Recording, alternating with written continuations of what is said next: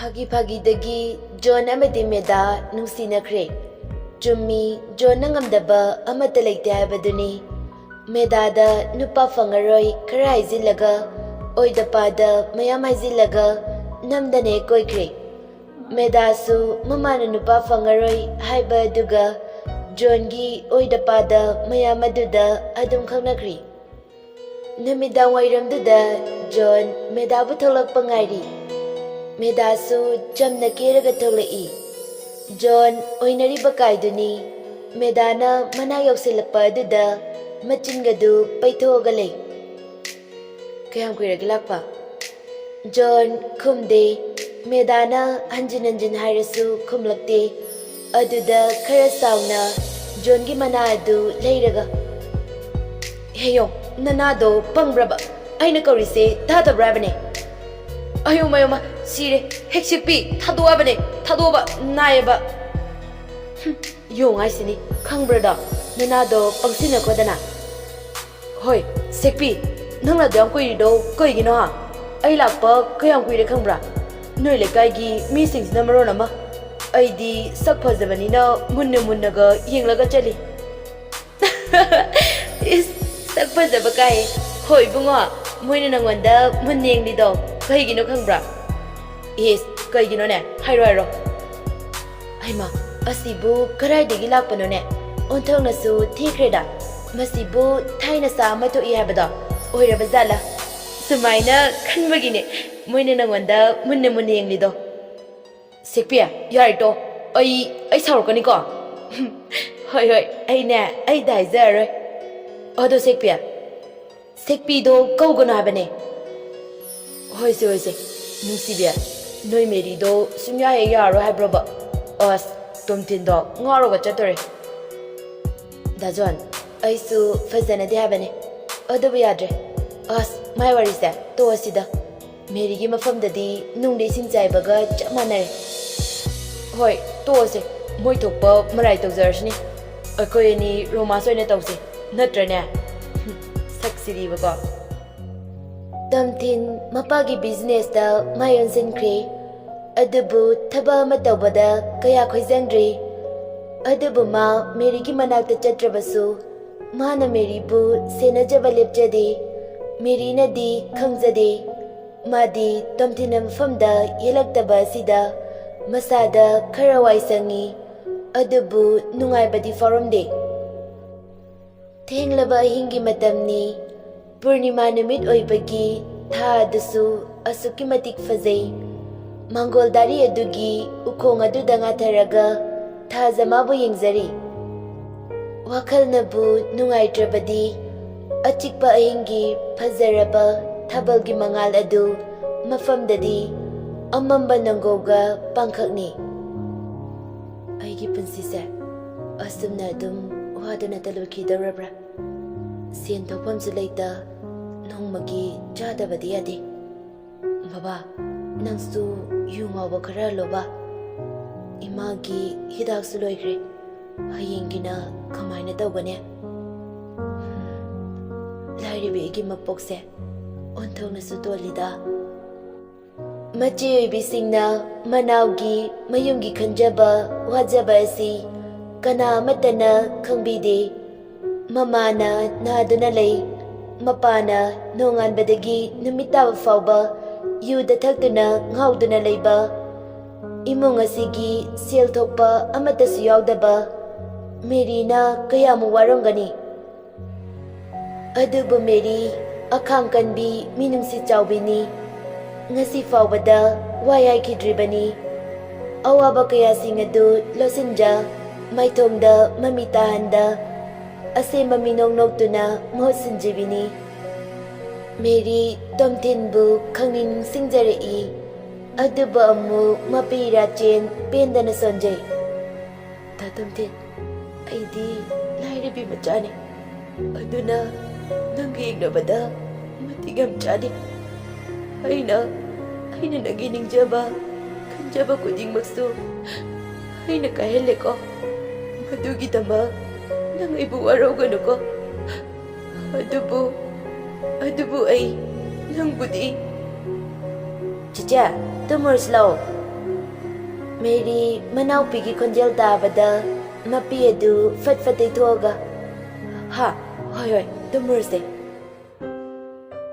Gitaga kethabigasu panjida resma amadi tamthingi kuthiyeng minaruraga halakpada wari sasaduna lai Kethabia nangbu anganganise yamnabu chanaramine Adunema ngasai panjina haibado onthokna chanakreda ado ngasai panjina haibadubu poinugi tarani thoini panba numitse yamna phayaba natro Hoi manema Adudi kuidrena Aidi Kethabia matamse thengthaba pamde Yarikei thuzinabonase Adoiradi haujiksina mera Adudi ma matamse kuisilaktrene Adune hekta khangoroidaribani Ado Kethabi ai ahalaman tharageko Hoi deima Asamna ahalaman thaduna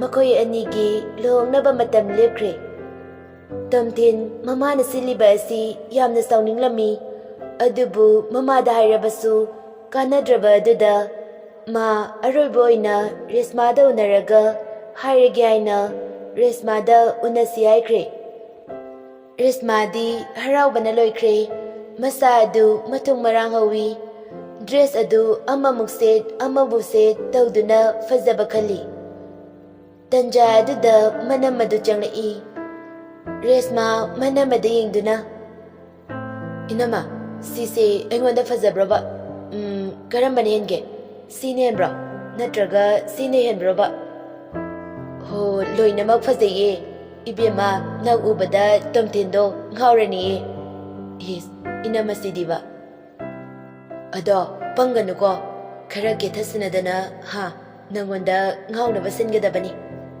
Hoi bainama ai chalokhiye mangairamani hoi hainakibagi matungina resmasu kombirei garden da laklammi laptakna korsutai nana setuna masamu fana libliba nupa adu bada machingadu khajik chinglaga noglai tapna asum changsilaktuna tamthingi manakta lepi tamthin mamayadu onthoraktuna Changslo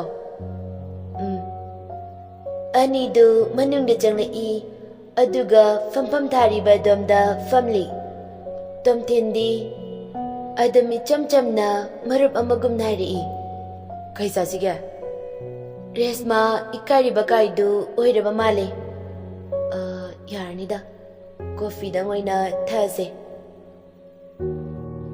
Phare dudi Asiaiduna Waiter Coffee nida Furniture Tamthin Resma da munna yenglaga Yamna fajathome ko Resma Yes kaidena da nangsu fajarame Ado aina nang sida korise Aikoani wari imta sanase tawbane Ado mairo Resma marup amagi asung nungsina thamliba marisa Aidi thadaba pamne Nangsu khanglidune Nanga igadi pikningaidagi tinar'i Aduda kaidarage Ahansingna hainariba wafamse Aidi yaningde Aduna nangsu nakhoigi ahansingduda luhongbase Yada aina amukta haiko Resma khara sauna Kaino nangna haiduba Resma aigidi aina nungsijabi kanagumbi amale Ai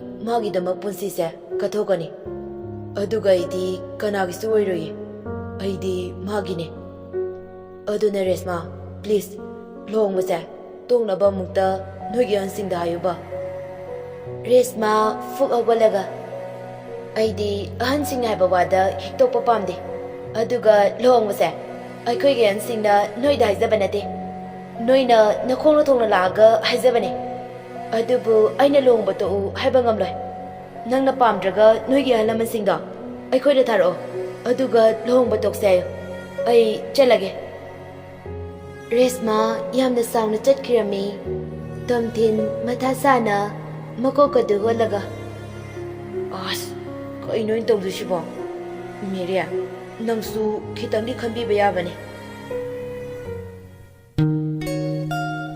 ꯆꯣꯏꯖꯥꯏꯅꯔꯤꯕꯤ ꯁꯝꯂꯥꯡ ꯑꯗꯨ ꯃꯥꯂꯪ ꯁꯥꯎꯝꯅ ꯌꯩꯕꯗ ꯃꯃꯥꯏ ꯃꯆꯥ ꯑꯗꯨꯗ ꯂꯣꯏꯅ ꯍꯨꯝꯖꯤꯜꯂꯤ ꯃꯈꯨꯠ ꯃꯆꯥ ꯑꯗꯨꯅ ꯁꯝꯂꯥꯡ ꯑꯗꯨꯕꯨ ꯅꯥꯔꯨꯝꯗ ꯌꯦꯞꯁꯤꯜꯂꯤ ꯈꯥꯎ ꯑꯃ ꯄꯥꯏꯗꯨꯅ ꯂꯝꯕꯤ ꯑꯗꯨꯗ ꯑꯁꯨꯝ ꯂꯥꯛꯏ ꯔꯦꯛꯁꯟꯁꯨ ꯂꯝꯕꯤꯒꯤ ꯃꯇꯥꯏ ꯑꯃꯗ ꯒꯥꯔꯤ ꯑꯗꯨ ꯈꯥꯝꯗꯨꯅ ꯐꯣꯟꯗ ꯀꯅꯥꯒꯨꯝꯕ ꯑꯃꯒ ꯋꯥꯔꯤ ꯁꯥꯟꯅꯕ ꯂꯣꯏꯕꯒ ꯐꯣꯟ ꯑꯗꯨ ꯊꯝꯕꯒ ꯃꯃꯥꯏ ꯑꯗꯨ ꯅꯣꯡꯈꯠꯂꯛꯄꯗ ꯕꯥ ꯁꯤꯗꯤ ꯀꯔꯤ ꯈꯨꯐꯖꯅ ꯂꯥꯏꯒꯤ ꯃꯆꯥꯕꯨ ꯃꯥꯟꯈ꯭ꯔꯦꯗ ꯅꯥꯀꯟꯗꯒꯤ ꯑꯁꯤꯗꯤ ꯐꯖꯩꯌꯦ ꯕꯣꯁ ꯑꯁꯤꯅ ꯕꯣꯁꯀꯤ ꯅꯨꯄꯤꯒ ꯑꯣꯏꯕ ꯐꯪꯖꯔꯗꯤ ꯃꯔꯥꯏꯕꯛ ꯊꯝꯕꯥꯜ ꯁꯥꯠꯇꯣꯔꯤꯕꯅꯤ ꯀꯥꯟꯅꯗꯦ ꯂꯥꯎ ꯃꯅꯥꯛꯇ ꯆꯪꯂꯨꯁꯦ ꯑꯁꯤ ꯍꯥꯏꯔꯒ ꯒꯥꯔꯤꯗꯒꯤ ꯃꯈꯣꯏ ꯃꯌꯥꯝ ꯑꯗꯨ ꯀꯨꯝꯊꯔꯛꯏ ꯑꯗꯨꯒ ꯃꯦꯔꯤꯒꯤ ꯃꯅꯥꯛꯇ ꯆꯪꯁꯤꯟꯗꯨꯅ ꯍꯣꯏ ꯁꯛ ꯐꯖꯕꯤ ꯅꯃꯤꯡ ꯀꯔꯤ ꯀꯧꯒꯦ ꯃꯦꯔꯤ ꯀꯩꯁꯨꯝꯇ ꯈꯨꯝꯗ ꯑꯗꯨꯝ ꯇꯨꯃꯤꯟꯅ ꯆꯠꯂꯤ ꯔꯦꯛꯁꯟ ꯃꯦꯔꯤꯒꯤ ꯃꯃꯥꯡꯗ ꯐꯠ ꯂꯦꯞꯇꯨꯅ ꯑꯩꯅ ꯍꯪꯂꯤꯁꯤ ꯅꯅꯥꯗꯣ ꯄꯥꯟꯗ꯭ꯔꯣ ꯅꯃꯤꯡ ꯀꯔꯤ ꯀꯧꯒꯦ ꯍꯥꯏꯕꯅꯦ ꯊꯥꯗꯣ ꯂꯝꯕꯤꯁꯦ ꯑꯩ ꯆꯠꯀꯦ ꯁꯤꯗꯤ ꯃꯤ ꯌꯥꯝꯅ ꯁꯤꯠꯇꯦꯅ ꯁꯦꯀꯦꯟꯕꯤ ꯅꯁꯛ ꯐꯖꯔꯤꯗꯨꯒ ꯌꯥꯝꯅ ꯀꯥꯛꯀꯅꯨ ꯌꯦꯝꯒꯦꯔꯣ ꯅꯣꯏꯒꯤꯁꯦ ꯑꯩ ꯅꯨꯄꯤꯅꯦ ꯍꯥꯏꯅ ꯎꯁꯤꯠꯇ꯭ꯔꯤꯕ꯭ꯔꯥ ꯑꯩꯅ ꯂꯩꯀꯥꯏ ꯇꯥꯅꯕ ꯂꯥꯎꯗ꯭ꯔꯤꯉꯩꯗ ꯂꯝꯕꯤꯁꯦ ꯌꯥꯝ ꯊꯨꯅ ꯊꯥꯗꯣꯛꯑꯣ ꯑꯩꯅ ꯅꯪ ꯍꯧꯖꯤꯛ ꯐꯥꯔꯒ ꯄꯨꯕꯗ ꯀꯅꯥꯅ ꯀꯩꯗꯧꯕ ꯉꯝꯗꯣꯏꯕ ꯍꯥ ꯅꯠꯇ꯭ꯔꯅꯦ ꯔꯦꯛꯁꯟꯒꯤ ꯈꯣꯡꯕꯨꯔꯩꯁꯤꯡꯗꯨ ꯄꯨꯜꯂꯞ ꯅꯣꯛꯏ ꯔꯦꯛꯁꯟ ꯃꯦꯔꯤꯒꯤ ꯃꯈꯨꯠ ꯑꯗꯨ ꯄꯥꯏꯒꯦ ꯍꯥꯏꯅ ꯍꯦꯛ ꯇꯧꯕꯒ ꯀꯔꯣꯝꯗꯒꯤꯅꯣ ꯈꯪꯍꯧꯗꯦ ꯇꯣꯝꯊꯤꯟꯅ ꯔꯦꯛꯁꯟꯒꯤ ꯃꯊꯕꯥꯛꯇ ꯀꯥꯎꯔꯛꯄ ꯔꯦꯛꯁꯟ ꯄꯥꯏꯊꯣꯛꯑꯒ ꯂꯣꯡꯅ ꯇꯥꯏ ꯃꯌꯥꯝ ꯑꯗꯨ ꯆꯦꯟꯁꯤꯜꯂꯤ ꯇꯣꯝꯊꯤꯟꯅ ꯑꯃꯃꯝꯇ ꯑꯣꯏꯅ ꯐꯨꯕ ꯍꯧꯔꯛꯏ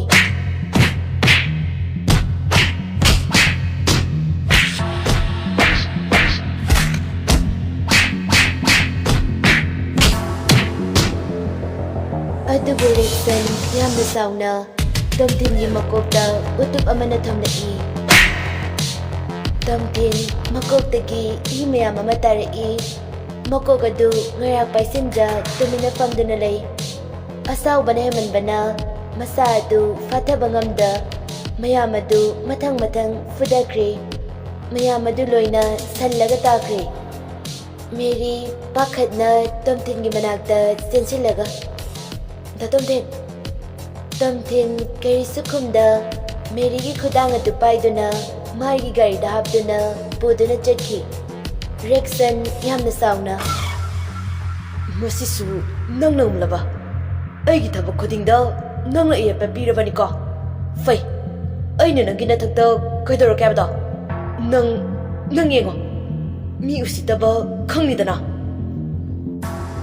ꯅꯨꯄꯥ ꯈꯔꯅ ꯔꯦꯛꯁꯟꯕꯨ ꯆꯤꯡꯈꯠꯂꯤ ꯔꯦꯛꯁꯟ ꯐꯠ ꯂꯥꯎꯅ ꯀꯟꯊꯔꯒ ꯅꯊꯤꯕꯣꯡꯅ ꯃꯌꯥꯝ ꯆꯥꯕ ꯑꯗꯨꯒ ꯃꯤ ꯑꯃꯈꯛꯅ ꯂꯣꯏꯅ ꯐꯣꯟꯕ ꯉꯁꯤꯗꯒꯤ ꯅꯣꯏ ꯆꯥꯃꯗ ꯄꯤꯖꯔꯣꯏ ꯈꯪꯅꯤꯗꯅ ꯅꯊꯤꯕꯣꯡ ꯆꯔꯥ ꯍꯦꯜꯍꯟꯒꯦꯕ ꯑꯁꯨꯝꯅ ꯇꯣꯝꯊꯤꯟꯅ ꯃꯦꯔꯤꯕꯨ ꯃꯈꯣꯏꯒꯤ ꯊꯣꯡꯒꯥꯜ ꯐꯥꯎꯕ ꯊꯤꯟꯕꯤꯔꯦ ꯒꯥꯔꯤꯗꯒꯤ ꯃꯦꯔꯤ ꯀꯨꯝꯊꯕꯒ ꯇꯣꯝꯊꯤꯟ ꯒꯥꯔꯤ ꯑꯗꯨ ꯊꯧꯒꯦ ꯇꯧꯏ ꯇꯣꯝꯊꯤꯟ ꯑꯁꯤ ꯍꯥꯏꯔꯒ ꯃꯥꯒꯤ ꯕꯦꯒꯇꯒꯤ ꯔꯨꯃꯥꯟ ꯑꯃ ꯂꯧꯊꯣꯛꯇꯨꯅ ꯇꯣꯝꯊꯤꯟꯒꯤ ꯑꯁꯣꯛꯄ ꯑꯗꯨꯗ ꯆꯦꯟꯊꯔꯛꯂꯤꯕ ꯏ ꯑꯗꯨ ꯅꯞꯊꯣꯛꯄꯤ ꯇꯣꯝꯊꯤꯟ ꯃꯃꯤꯠ ꯀꯨꯞꯇ ꯃꯦꯔꯤꯕꯨ ꯌꯦꯡꯖꯩ ꯃꯦꯔꯤ ꯔꯨꯃꯥꯟ ꯑꯗꯨꯅ ꯃꯀꯣꯛꯇ ꯀꯤꯕꯤꯔꯒ ꯃꯄꯤꯔꯥ ꯆꯦꯅ ꯇꯣꯝꯊꯤꯟ ꯉꯁꯤ ꯅꯪ ꯂꯥꯛꯑꯝꯗ꯭ꯔꯕꯗꯤ ꯑꯩꯒꯤ ꯐꯤꯕꯝꯁꯦ ꯀꯔꯤ ꯑꯣꯏꯔꯝꯒꯅꯤ ꯍꯥꯏꯕ ꯑꯩ ꯇꯝꯕ ꯉꯝꯗꯦ ꯑꯁꯤ ꯍꯥꯏꯔꯒ ꯇꯣꯝꯊꯤꯟꯗꯗꯤ ꯌꯦꯡꯕ ꯉꯝꯖꯗ ꯃꯌꯨꯝꯂꯣꯝꯗ ꯀꯟꯅ ꯆꯦꯟꯁꯤꯟꯈꯤ ꯇꯣꯝꯊꯤꯟ ꯃꯃꯣꯟ ꯅꯣꯛꯂꯗꯨꯅ ꯁꯤꯗꯤꯕꯀꯣ ꯑꯃꯨꯛꯀꯁꯨ ꯁꯣꯛꯅꯤꯡꯈ꯭ꯔꯦꯗ ꯍꯔꯥꯎ ꯃꯌꯨꯝꯗ ꯍꯟꯈ꯭ꯔꯦ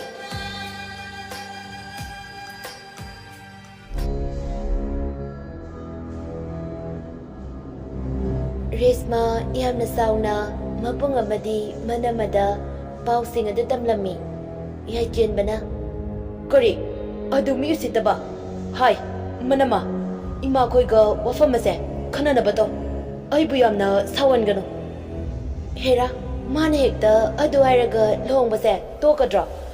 ꯏꯕꯦꯝꯃ ꯃꯃꯥꯅꯁꯨ ꯌꯥꯔꯤ ꯀꯩꯁꯨ ꯈꯜꯂꯨꯅꯨ ꯑꯗꯨꯕꯨ ꯑꯩ ꯋꯥꯐꯝ ꯑꯁꯦ ꯏꯃꯥꯗ ꯁꯣꯏꯗꯅ ꯍꯥꯏꯒꯅꯤ꯫ ꯀꯦꯊꯕꯤ ꯒꯤꯇꯥꯒꯤ ꯃꯌꯨꯝꯗ ꯂꯥꯛꯇꯨꯅ ꯋꯥꯔꯤꯗꯨ ꯇꯝꯂꯝꯃꯤ꯫ ꯒꯤꯇꯥ ꯌꯥꯝꯅ ꯁꯥꯎꯅ ꯀꯔꯤ ꯃꯥꯒꯨꯝꯕ ꯂꯥꯏꯔ ꯆꯨꯗꯅꯕꯤꯅꯁꯨ ꯑꯩꯒꯤ ꯏꯆꯥꯕꯨ ꯄꯥꯝꯕ ꯁꯥꯏ ꯑꯣꯏꯁꯨ ꯑꯣꯏꯔꯣꯏꯗꯕꯗ꯫ ꯀꯦꯊꯕꯤ ꯀꯩꯁꯨ ꯈꯜꯂꯨꯅꯨ ꯏꯃꯥꯅ ꯌꯥꯔꯤꯁꯤꯗꯤ꯫ ꯏꯃꯥ ꯏꯕꯨꯡꯉꯣꯗꯣ ꯈꯔ ꯋꯥꯔꯛꯄꯤꯌꯨ ꯑꯩꯈꯣꯏꯁꯨ ꯌꯥꯝꯅ ꯏꯀꯥꯏ ꯏꯆꯟꯅꯨꯄꯤꯁꯨ ꯆꯥꯎꯊꯣꯛ ꯍꯥꯏꯕ ꯌꯥꯗ꯭ꯔꯦ ꯑꯗꯨꯒ ꯏꯃꯥ ꯂꯨꯍꯣꯡꯕꯁꯦ ꯈꯔ ꯊꯨꯖꯤꯟꯅꯕ ꯇꯧꯁꯦ ꯑꯩ ꯆꯠꯂꯒꯦ ꯏꯃꯥ꯫ ꯀꯦꯊꯕꯤꯒꯤ ꯁꯦꯝꯖꯤꯟ ꯁꯥꯖꯤꯟꯕ ꯋꯥꯍꯩ ꯑꯗꯨꯅ ꯒꯤꯇꯥ ꯑꯁꯥꯎꯕꯅ ꯃꯩ ꯍꯧꯔꯤ꯫ ꯀꯔꯤ ꯃꯤꯅꯁꯨ ꯎꯁꯤꯠꯇꯅ ꯉꯥꯡꯂꯝꯕ ꯐꯩ ꯃꯗꯨꯒꯤ ꯂꯥꯏꯔ ꯆꯨꯗꯅꯕꯤꯗꯣ ꯑꯩꯅ ꯅꯪꯕꯨ ꯀꯩꯗꯧꯔꯒꯦ ꯌꯦꯡꯉꯣ꯫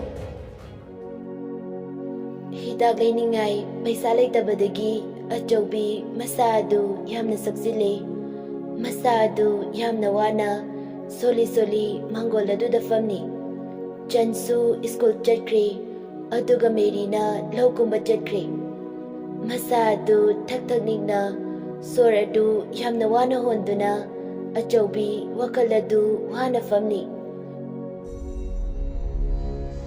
ꯇꯟꯖꯥ ꯑꯗꯨꯗ ꯒꯤꯇꯥ ꯌꯥꯝꯅ ꯁꯥꯎꯅ ꯍꯥꯏ ꯌꯨꯝ ꯑꯁꯤ ꯀꯅꯥ ꯀꯅꯥ ꯂꯩꯒꯦ? ꯑꯆꯧꯕꯤ ꯌꯥꯝꯅ ꯋꯥꯅ ꯀꯅꯥ ꯑꯣꯏꯔꯕꯅꯣ? ꯃꯁꯤ ꯃꯦꯔꯤ ꯈꯣꯏꯒꯤ ꯌꯨꯝ ꯅꯠꯇꯕ꯭ꯔꯣ? ꯃꯥꯅꯦ ꯃꯥꯅꯦ ꯀꯔꯤ ꯍꯥꯏꯒꯗꯕ ꯀꯥꯈꯠꯄꯤꯔꯛꯑꯣ꯫ ꯑꯩ ꯁꯤꯗ ꯐꯝꯕ ꯂꯥꯛꯄ ꯅꯠꯇꯦ ꯅꯆꯥ ꯇꯧꯉꯝꯕꯤ ꯅꯨꯄꯥ ꯐꯥꯕ ꯉꯝꯕꯤꯗꯣ ꯀꯗꯥꯏꯗ ꯂꯩ ꯀꯧꯊꯣꯔꯛꯑꯣ꯫ ꯍꯥ ꯑꯩꯒꯤ ꯏꯆꯥꯗꯤ ꯂꯩꯇꯤꯌꯦ꯫ ꯂꯥꯏꯔ ꯆꯨꯗꯅꯕꯤ ꯅꯣꯡꯃꯒꯤ ꯆꯔꯥ ꯇꯥꯜꯂꯤꯕꯤ ꯅꯣꯏꯒꯨꯝꯕꯅꯁꯨ ꯑꯩꯒꯤ ꯏꯃꯧ ꯑꯣꯏꯅꯤꯡꯕ ꯁꯥꯏ ꯃꯗꯨ ꯑꯣꯏꯊꯣꯛꯂꯣꯏ꯫ ꯑꯩꯒꯤꯗꯤ ꯏꯆꯥ ꯃꯊꯟꯇꯅꯦ ꯃꯥꯒꯤꯗꯤ ꯑꯩꯅ ꯄꯥꯝꯖꯕ ꯏꯃꯧ ꯊꯤꯒꯅꯤ꯫ ꯅꯣꯏꯒꯨꯝꯕꯁꯤꯗꯤ ꯏꯃꯧ ꯑꯣꯏꯕꯗꯤ ꯂꯥꯏꯔꯗꯅ ꯃꯤꯅꯥ ꯐꯥꯎꯕ ꯑꯣꯏꯍꯟꯅꯤꯡꯗꯦ꯫ ꯍꯥꯏ ꯅꯆꯥ ꯇꯧꯉꯝꯕꯤꯗꯣ ꯑꯩꯒꯤ ꯏꯆꯥꯒꯤ ꯋꯥꯈꯜ ꯊꯥꯗꯣꯛꯑꯣ ꯍꯥꯏꯌꯨ꯫ ꯊꯤꯛ ꯅꯦꯝꯕ ꯃꯤꯅ ꯊꯥ ꯂꯥꯝꯒꯦ ꯈꯟꯒꯅꯨ ꯀꯩꯗꯧꯅꯨꯡꯗ ꯑꯣꯏꯊꯣꯛꯂꯣꯏ꯫ ꯉꯁꯤ ꯁꯤꯅꯤ ꯍꯌꯦꯡ ꯁꯤꯅꯤ ꯈꯪꯗꯕ ꯅꯪꯅꯁꯨ ꯅꯆꯥꯗ ꯏꯟꯁꯤꯟꯗꯨꯅ ꯑꯩꯒꯤ ꯏꯆꯥꯗꯣ ꯐꯥꯕ ꯑꯣꯏꯔꯝꯒꯅꯤ꯫ ꯅꯔꯝ ꯆꯠꯇꯨꯅꯅꯦ ꯁꯤꯔꯨꯝ ꯅꯥꯔꯨꯝ ꯇꯧꯔꯒ ꯂꯩꯗꯣ꯫ ꯑꯩꯅ ꯍꯥꯏꯔꯤꯁꯦ ꯅꯆꯥꯅꯨꯄꯤ ꯇꯧꯉꯝꯕꯤꯗꯣ ꯂꯥꯛꯑꯒ ꯇꯝꯃꯨ ꯑꯩ ꯆꯠꯂꯒꯦ ꯏꯆꯥꯗ ꯌꯦꯜꯂꯛꯄ ꯌꯥꯔꯣꯏ꯫ ꯑꯁꯤ ꯍꯥꯏꯔꯒ ꯒꯤꯇꯥ ꯆꯠꯈꯤꯔꯝꯃꯤ꯫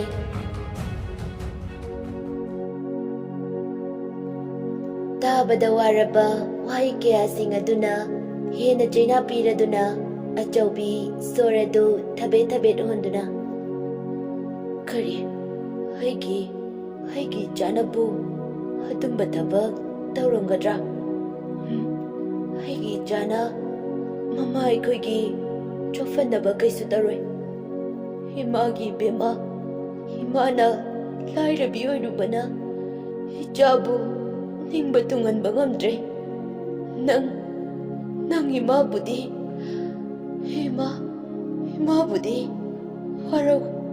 ꯋꯥꯔꯧꯒꯅꯨꯀꯣ꯫ 이마기 이베마 ꯃꯤꯡ ꯑꯗꯨ ꯂꯣꯏꯕ ꯐꯥꯎꯕ ꯀꯧꯕ ꯉꯝꯖꯗ ꯑꯆꯧꯕꯤꯒꯤ ꯑꯔꯣꯏꯕ ꯌꯥꯏꯞ ꯇꯥꯟꯈꯤ꯫ ꯃꯦꯔꯤ ꯃꯃꯥꯒꯤ ꯍꯤꯗꯥꯛ ꯂꯩꯔꯗꯨꯅ ꯄꯨꯔꯛꯏ꯫ ꯃꯥꯡꯒꯣꯜ ꯑꯗꯨꯗ ꯒꯤꯠ ꯐꯝꯂꯒ ꯍꯩꯃꯥ ꯃꯃꯥ ꯅꯁꯥꯗꯣ ꯅꯨꯡꯉꯥꯏꯇ꯭ꯔꯗꯤ ꯑꯩꯅ ꯐꯃꯨꯡꯗ ꯂꯩꯌꯨ ꯍꯥꯏꯔꯒ ꯃꯃꯥ ꯇꯨ ꯑꯩꯅ ꯍꯤꯗꯥꯛ ꯂꯩꯔꯛꯑꯕꯅꯦ ꯍꯣꯔꯦꯟꯗꯩꯗꯤ ꯍꯤꯗꯥꯛ ꯆꯥꯔꯗꯧꯕꯅꯦ꯫ ꯃꯃꯥꯅ ꯀꯩꯁꯨ ꯈꯨꯝꯂꯛꯇꯕ ꯑꯗꯨꯗ ꯃꯃꯥ ꯀꯩꯗꯧꯔꯒꯦ ꯁꯦ? ꯃꯃꯥꯒꯤ ꯃꯁꯥ ꯑꯗꯨ ꯅꯣꯝꯕꯗ ꯑꯆꯧꯕꯤ ꯂꯣꯡ ꯅꯥꯏꯗꯒꯤ ꯃꯃꯥ ꯃꯦꯔꯤ ꯃꯃꯥꯕꯨ ꯀꯣꯡꯈꯠꯇꯨꯅ ꯃꯃꯥꯁꯦ ꯍꯧꯒꯠꯂꯣ ꯅꯆꯥ ꯑꯩꯈꯣꯏꯕꯨ ꯅꯨꯡꯁꯤꯗ꯭ꯔꯕꯣ? ꯃꯃꯥ ꯅꯆꯥ ꯊꯥꯗꯣꯛꯇꯨꯅ ꯆꯠꯈꯤꯅꯨꯋꯣ ꯑꯩꯈꯣꯏꯕꯨ ꯀꯅꯥꯗ ꯁꯤꯟꯅꯔꯝꯒꯦ? ꯃꯃꯥ ꯍꯧꯒꯠꯂꯣ ꯇꯨ ꯑꯩ ꯍꯤꯗꯥꯛ ꯂꯩꯔꯛꯑꯦ ꯃꯃꯥ ꯍꯧꯒꯠꯂꯣ haugalaba mama haugalaba Jansu school halaktuna mayumda changlai adubu machena kapubada chansilakuna chiche kadarage Jan mama se aina kauba kumdre mama haugalaba ai kanada mama kaudeno mama nangai bunungsidraba chiche se mama haudoba mama se aina kauba kumkidre mama haugalo Jan mama se Wari ai mama se tumjara sanuwa mama tu nangnaga sai chaning haba ko bokto haina leire tu charo se mama charo mama Asiyaraga magi bektagi kabo putorai mama se charo ba nang ko bok chaning ai dai se haina leire abane mama charo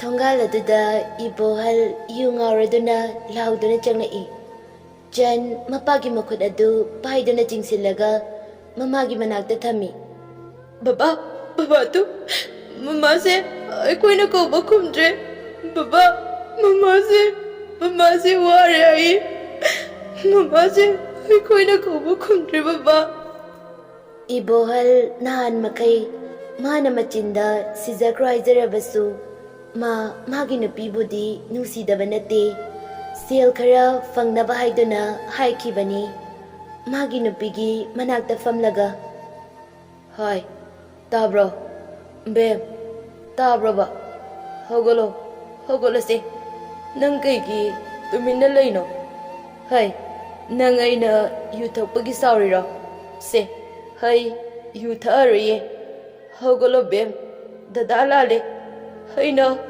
hai dadalale mane haina haigi nupi buhat pane Asumna mamagi mathau mangam pangthokdi poloiramdai duda mamada maichuramdai duda jan chinsinduna baba mama bu mai thabiganu mama hogolo yumda chalasi mama hogolo yumda chalasi mama hogolo mama yumda chalasi Medana janbu chintorai baba mama bu mai thaganu mama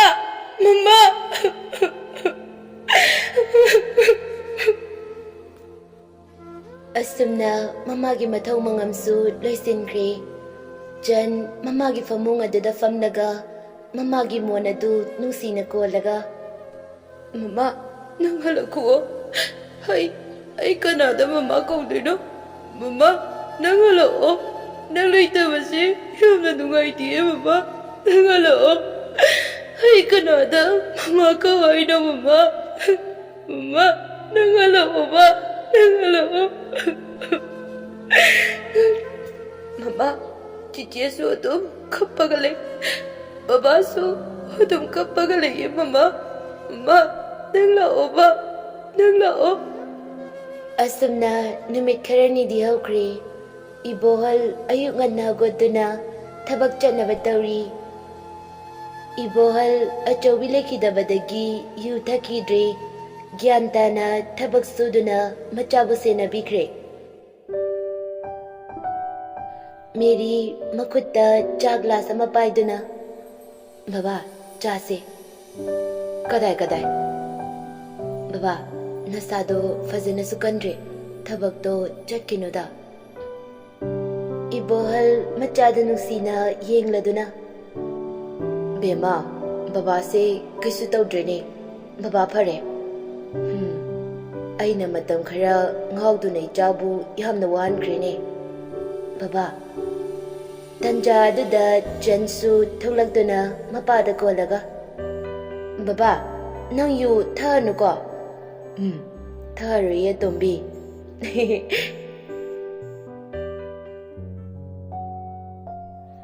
Mani thoiba fongdok pasu ngamhauda ꯂꯩꯍꯧꯕꯗꯒꯤ Reshma ꯂꯨꯍꯣꯡꯗꯣꯔꯦ ꯍꯥꯏꯕꯒꯤ ꯄꯥꯎ ꯑꯗꯨ ꯇꯥꯔꯤ꯫ ꯃꯊꯋꯥꯏ ꯅꯨꯡꯉꯥꯏꯇ ꯕꯦꯜꯀꯣꯅꯤꯗꯨꯗ ꯐꯝꯂꯤ꯫ ꯅꯐꯝꯗ ꯅꯨꯡꯁꯤ ꯐꯣꯡꯗꯣꯛꯄꯁꯨ ꯉꯝꯖꯗ ꯂꯩꯔꯨꯕꯗꯒꯤ ꯅꯪꯗꯤ ꯂꯨꯍꯣꯡꯈꯤꯗꯧꯔꯦꯀꯣ? ꯐꯔꯦ, ꯑꯩ ꯑꯗꯨꯃꯛ ꯂꯣꯠꯁꯤꯜꯂꯒ ꯊꯝꯂꯒꯦ꯫ ꯑꯗꯨꯕꯨ ꯔꯦꯁꯃꯥ, ꯑꯩ ꯅꯪꯕꯨꯗꯤ ꯌꯥꯝꯅ ꯅꯨꯡꯁꯤꯌꯦ꯫ ꯅꯪꯅꯗꯤ ꯈꯪꯕꯤꯈꯤꯗ꯭ꯔꯦꯀꯣ ꯑꯩꯒꯤ ꯅꯨꯡꯁꯤꯕꯁꯦ?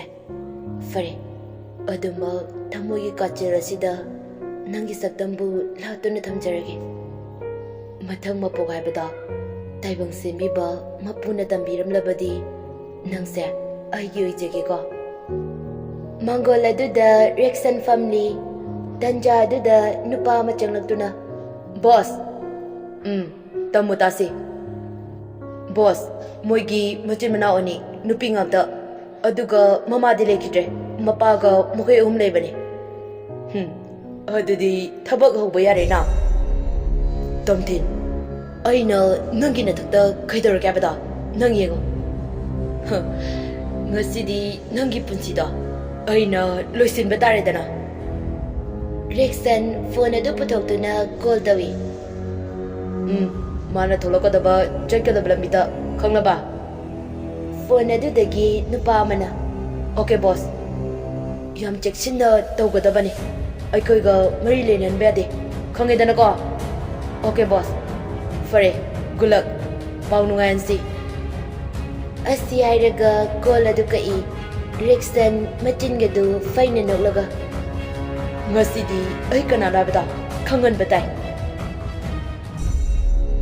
ꯇꯝꯊꯤꯟꯁꯨ ꯄꯥꯎ ꯄꯨꯝꯅꯃꯛ ꯇꯥꯔꯕꯅꯤ꯫ ꯃꯃꯥꯅ ꯃꯦꯔꯤꯈꯣꯏꯗ ꯆꯠꯂꯨꯏ ꯍꯥꯏꯕ ꯇꯝꯊꯤꯟ ꯁꯥꯎꯅ ꯃꯃꯥꯒꯤ ꯃꯅꯥꯛꯇ ꯂꯥꯛꯇꯨꯅ, ꯀꯩꯅꯣ ꯏꯃꯥꯅ ꯇꯧꯔꯤꯁꯦ? ꯑꯩꯅ ꯀꯩꯗꯧꯔꯒꯦ? ꯏꯃꯥꯅ ꯀꯔꯤꯁꯨ ꯃꯔꯥ ꯂꯩꯖꯗꯕꯤ ꯃꯦꯔꯤꯈꯣꯏꯒꯤ ꯃꯌꯨꯝꯗ ꯆꯠꯂꯣꯏꯗꯨꯕꯣ? ꯏꯃꯥ, ꯂꯥꯏꯔꯕꯗꯤ ꯃꯤ ꯅꯠꯇꯕ꯭ꯔꯥ? ꯏꯃꯥꯒꯤ ꯑꯄꯥꯝꯕꯒꯤ ꯃꯥꯌꯣꯛꯇ ꯂꯦꯞꯀꯦ ꯈꯜꯂꯒꯅꯨ꯫ ꯃꯣꯏꯒ ꯑꯩꯈꯣꯏꯒ ꯌꯦꯡꯅꯕꯗꯗꯤ ꯊꯥꯛ ꯌꯥꯝꯅ ꯈꯦꯠꯅꯩꯅꯦ꯫ ꯃꯗꯨꯒꯤ ꯂꯥꯏꯔ ꯆꯨꯗꯅꯕꯤꯗꯣ ꯏꯃꯥ ꯑꯣꯏꯕ ꯄꯥꯝꯗꯦꯅꯦ꯫ ꯂꯥꯏꯔ ꯆꯨꯗꯅꯕꯤꯗꯣ ꯅꯆꯥꯒꯤꯗꯤ ꯊꯋꯥꯏꯅꯦ ꯏꯃꯥ꯫ ꯑꯩ ꯃꯦꯔꯤ ꯅꯠꯇꯅ ꯀꯅꯥꯒꯁꯨ ꯂꯨꯍꯣꯡꯂꯣꯏ꯫ ꯑꯣ, ꯑꯩꯅ ꯅꯪꯕꯨ ꯏ ꯃꯇꯨꯡꯗꯒꯤ ꯆꯥꯎꯅꯕ ꯌꯣꯛꯂꯛꯄꯒꯤ ꯃꯍꯩꯔꯣ ꯅꯪꯅ ꯉꯁꯤ ꯏꯃꯥꯅ ꯍꯥꯏꯕ ꯏꯟꯗ꯭ꯔꯤꯕꯁꯦ? ꯇꯝꯊꯤꯟ ꯃꯃꯥꯅ ꯉꯥꯡꯕ ꯇꯥꯗꯕ ꯃꯈꯩ ꯌꯥꯝꯅ ꯁꯥꯎꯅ ꯒꯥꯔꯤ ꯑꯗꯨ ꯊꯧꯗꯨꯅ ꯆꯠꯈꯤ꯫ ꯈꯪꯍꯧꯗ ꯇꯝꯊꯤꯟꯅ ꯊꯧꯔꯤꯕ ꯒꯥꯔꯤ ꯑꯗꯨꯗ ꯇꯨꯡꯂꯣꯝꯗꯒꯤ ꯕꯣꯂꯦꯔꯣ ꯑꯃꯅ ꯒꯥꯔꯤ ꯑꯗꯨꯗ ꯊꯝꯖꯤꯜꯂꯛꯏ꯫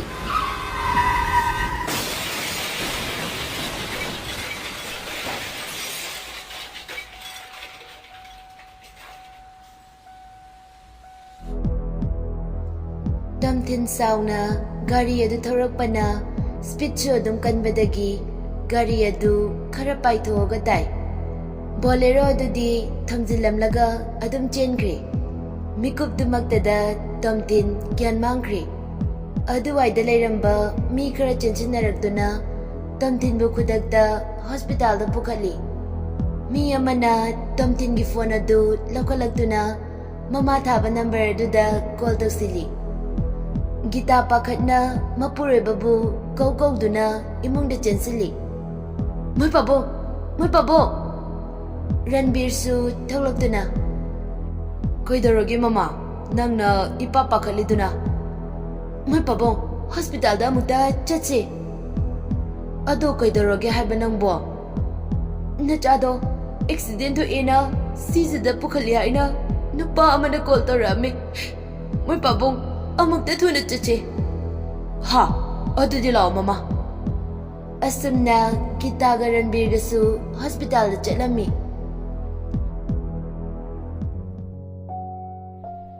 ꯁꯣꯝꯗꯅ ꯃꯦꯗꯥ ꯃꯃꯥꯅ ꯀꯟꯅ ꯉꯥꯡꯂꯤ꯫ ꯅꯣꯡ ꯍꯦꯛ ꯉꯥꯟꯕꯗꯒꯤꯅ ꯅꯨꯃꯤꯠ ꯇꯥꯕ ꯐꯥꯎꯕ ꯐꯣꯟ ꯑꯁꯤꯗ ꯖꯨꯖꯥ ꯖꯨꯖꯥ, ꯅꯠꯇꯦ ꯅꯅꯥꯒꯗꯣ ꯄꯪꯂꯅꯤ ꯍꯥꯏꯕꯅꯦ꯫ ꯍꯣ ꯄꯂꯦꯝ ꯅꯨꯡꯁꯤꯕꯤ, ꯅꯪꯅ ꯑꯩ ꯉꯥꯡꯅꯤꯡꯕꯁꯦ ꯉꯥꯡꯅꯤꯡꯕꯖꯥꯠꯅꯤ꯫ ꯃꯥꯅ ꯅꯨꯄꯥ ꯀꯣꯏꯗ꯭ꯔꯒꯁꯨ ꯀꯣꯏꯗꯦ ꯍꯥꯏꯕ, ꯀꯣꯏꯔꯒꯅ ꯑꯃꯨꯛꯁꯨ ꯉꯥꯡꯕ꯫ ꯏꯃꯥ, ꯅꯪ ꯌꯥꯝ ꯐꯠꯇꯦ꯫ ꯍꯩꯃꯥ, ꯅꯠꯇꯦꯅꯦ, ꯅꯪꯕꯨ ꯅꯨꯄꯥꯒ ꯀꯣꯏꯔꯕꯣ?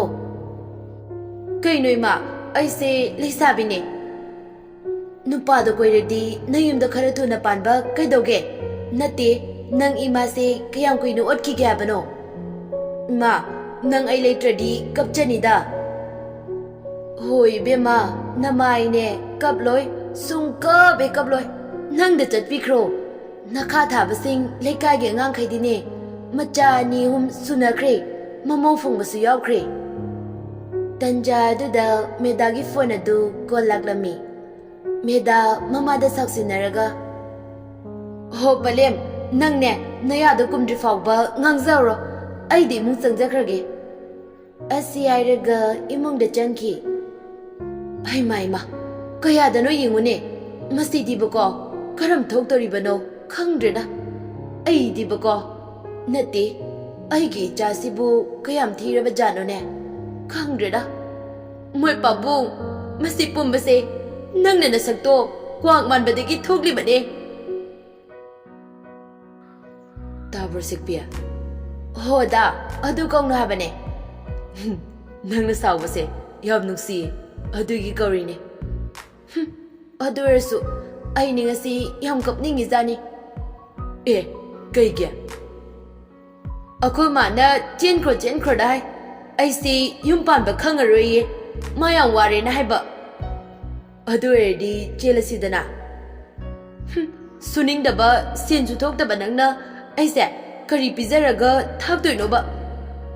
ꯑꯁ, ꯑꯗꯨꯒꯤꯕꯨ ꯀꯩꯁꯨꯝ ꯈꯟꯒꯅꯨꯁꯦ, ꯅꯪꯗꯤ ꯊꯕꯛꯁꯨ ꯌꯥꯝꯅ ꯐꯩꯗꯨꯗꯤ꯫ ꯅꯪꯗꯤ ꯂꯧ ꯀꯨꯝꯕꯁꯨ ꯍꯩ, ꯐꯤ ꯁꯥꯕꯁꯨ ꯍꯩ, ꯑꯗꯨꯅ ꯅꯪꯅ ꯊꯥꯛꯂꯒ ꯑꯩꯅ ꯆꯥꯗꯣꯏꯅꯦ꯫ ꯑꯦ, ꯃꯁꯤ ꯅꯨꯄꯥꯁꯤ ꯌꯦꯡꯉꯨꯅꯦ꯫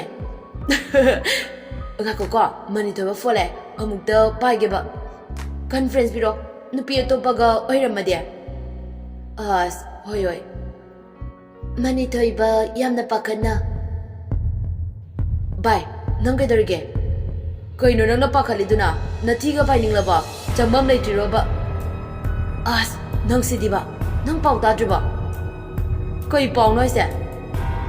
ꯇꯣꯝꯊꯤꯟꯗꯣ ꯑꯦꯛꯁꯤꯗꯦꯟ ꯊꯣꯛꯑꯦ ꯍꯥꯏꯁꯦ, ꯍꯧꯖꯤꯛꯐꯥꯎ ꯒ꯭ꯌꯥꯟ ꯂꯥꯛꯇ꯭ꯔꯦ ꯍꯥꯏꯌꯦ꯫ IC ꯋꯥꯔꯗ ꯊꯝꯃꯦ, ꯑꯩꯈꯣꯏꯅꯤ ꯑꯃꯨꯛꯇ ꯆꯠꯂꯨꯁꯦ꯫ ꯍꯥ, ꯑꯗꯨꯗꯤ ꯂꯥꯛꯑꯣ, ꯆꯠꯂꯁꯦ꯫ ꯍꯣꯏ, ꯑꯩ ꯂꯥꯛꯑꯒꯦꯀꯣ, ꯂꯩꯔꯝꯃꯣ꯫ ꯃꯦꯗꯥ, ꯑꯩ ꯊꯝꯃꯒꯦꯀꯣ꯫ ꯍꯣꯏ꯫ ꯔꯟꯕꯤꯔ SP ꯑꯗꯨꯒ ꯋꯥꯔꯤ ꯁꯥꯟꯅꯔꯤ꯫ SP ꯊꯥꯅꯤꯜꯅ, ꯄꯥꯕꯨꯡ, ꯅꯆꯥꯅ ꯊꯧꯗꯣꯛ ꯑꯁꯤꯗ ꯆꯦꯟꯅꯔꯤꯕ ꯃꯤ ꯈꯨꯗꯤꯡ ꯐꯪꯅꯕ ꯍꯣꯠꯅꯖꯔꯛꯀꯦ꯫ SP, ꯑꯩꯒꯤꯗꯤ ꯏꯆꯥ ꯃꯊꯟꯇꯅꯦ꯫ ꯏꯆꯥꯅ ꯃꯄꯥꯒꯤ ꯈꯨꯠꯀꯤ ꯄꯥꯝꯕꯣꯝ ꯑꯣꯏꯔꯤꯕꯅꯦ꯫ ꯏꯆꯥꯕꯨ ꯁꯤꯁꯅꯨ ꯍꯥꯏꯅ ꯇꯧꯔꯝꯂꯤꯕ ꯃꯤ ꯈꯨꯗꯤꯡꯃꯛꯇꯣ ꯂꯦꯝꯅ ꯑꯃꯠꯇ ꯊꯥꯔꯣꯏꯗꯧꯕꯅꯦ꯫ ꯐꯅꯤ ꯄꯥꯕꯨꯡ, ꯑꯗꯨꯗꯤ ꯑꯩ ꯑꯃꯨꯛ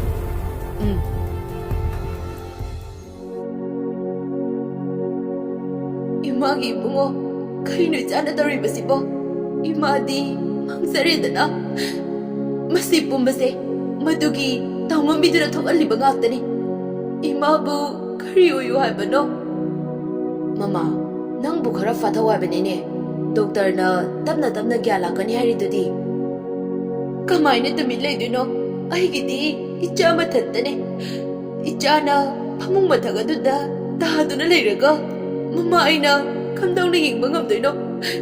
ꯐꯩ, ꯑꯩ ꯆꯠꯂꯨꯅꯤ, ꯃꯗꯨꯒꯤ ꯇꯧꯉꯝꯕꯤꯗꯣ ꯑꯩꯅ ꯄꯔꯥ ꯑꯃ ꯇꯝꯕꯤꯔꯨꯒꯦ꯫ ꯃꯃꯥ, ꯅꯪꯕꯨ ꯇꯞꯊꯧꯅꯦ, ꯅꯨꯄꯤ ꯃꯆꯥ ꯑꯗꯨꯒꯤ ꯃꯔꯥꯜ ꯀꯔꯤꯁꯨ ꯂꯩꯔꯝꯂꯣꯏꯅꯦ꯫ ꯀꯔꯤꯒꯤ ꯂꯩꯔꯣꯏꯗꯧꯔꯤꯕꯅꯣ? ꯃꯁꯤ ꯄꯨꯝꯕꯁꯦ ꯃꯥꯅ ꯊꯣꯛꯍꯟꯕ ꯉꯥꯛꯇꯅꯦ꯫ ꯃꯣꯏ ꯄꯥꯕꯨꯡ, ꯑꯩꯁꯦ ꯌꯥꯝ ꯄꯦꯟꯗꯦꯗ꯫ ꯑꯩ ꯆꯠꯂꯨꯈꯤꯒꯦꯗꯦ꯫ ꯑꯁꯤ ꯍꯥꯏꯔꯒ ꯐꯨꯒꯒꯣꯠꯇꯨꯅ ꯆꯠꯈꯤ꯫ ꯃꯃꯥ, ꯅꯪꯕꯨ ꯉꯥꯏꯈꯣ ꯍꯥꯏꯕꯅꯤꯅꯦ꯫ ꯇꯟꯖꯥ ꯑꯗꯨꯗ ꯃꯅꯤꯊꯣꯏꯕꯒ ꯖꯣꯟꯒꯁꯨ ꯂꯥꯛꯂꯝꯃꯤ꯫ ꯖꯣꯟꯅ, ꯄꯥꯕꯨꯡ, ꯏꯇꯥꯎꯕꯨ ꯀꯔꯤ ꯐꯤꯕꯝꯗ ꯂꯩꯔꯒꯦ? ꯗꯣꯛꯇꯔꯅ ꯅꯨꯃꯤꯠ ꯈꯔꯅꯤꯒꯤ ꯃꯅꯨꯡꯗ ꯒ꯭ꯌꯥꯟ ꯂꯥꯛꯀꯅꯤ ꯍꯥꯏ꯫ ꯀꯣꯛꯇ ꯈꯤꯇꯪ ꯍꯦꯟꯅ ꯌꯩꯁꯤꯟꯈꯤꯕꯅꯤ ꯍꯥꯏ, ꯀꯩꯁꯨ ꯇꯧꯔꯣꯏꯗ꯫ ꯑꯗꯣ ꯏꯆꯥ ꯑꯅꯤ ꯂꯥꯛꯄ ꯌꯥꯝꯅ ꯐꯔꯦ꯫ ꯏꯄꯥꯅ ꯃꯥꯁꯦ ꯑꯃꯨꯛꯇ ꯈꯥꯝꯂꯨꯈꯤꯒꯦ꯫ ꯅꯨꯄꯤ ꯃꯆꯥꯗꯨꯒꯤ ꯃꯌꯨꯝꯗ ꯁꯥ ꯂꯥꯟꯊꯣꯛꯄ ꯇꯥꯔꯦ꯫ ꯑꯁꯤ ꯍꯥꯏꯔꯒ ꯔꯟꯕꯤꯔ ꯃꯥꯒꯤ ꯅꯨꯄꯤꯕꯨ ꯇꯥꯟꯅꯕ ꯆꯠꯈ꯭ꯔꯦ꯫ ꯀꯨꯕꯦꯔ, ꯃꯥꯏꯊꯣꯡꯅ ꯃꯣꯃꯣꯟꯅꯣꯛ ꯔꯨꯝ ꯑꯗꯨꯗ ꯃꯆꯥ ꯃꯕꯥꯅꯤ ꯄꯥꯔꯇꯤ ꯇꯧꯔꯤ꯫ ꯍꯥꯏ, ipa pelene. Adune, ipa yai.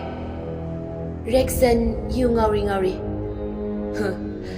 Baba, nachana tauge khanba thabakta khaidau nungda maithire. Gadagi makok panba manasu samu ingonda singnabaga sai. Hauzikti kari sare. Laire bakta kakredana. Mapasu makok machado chairamani. Mamana angaubi.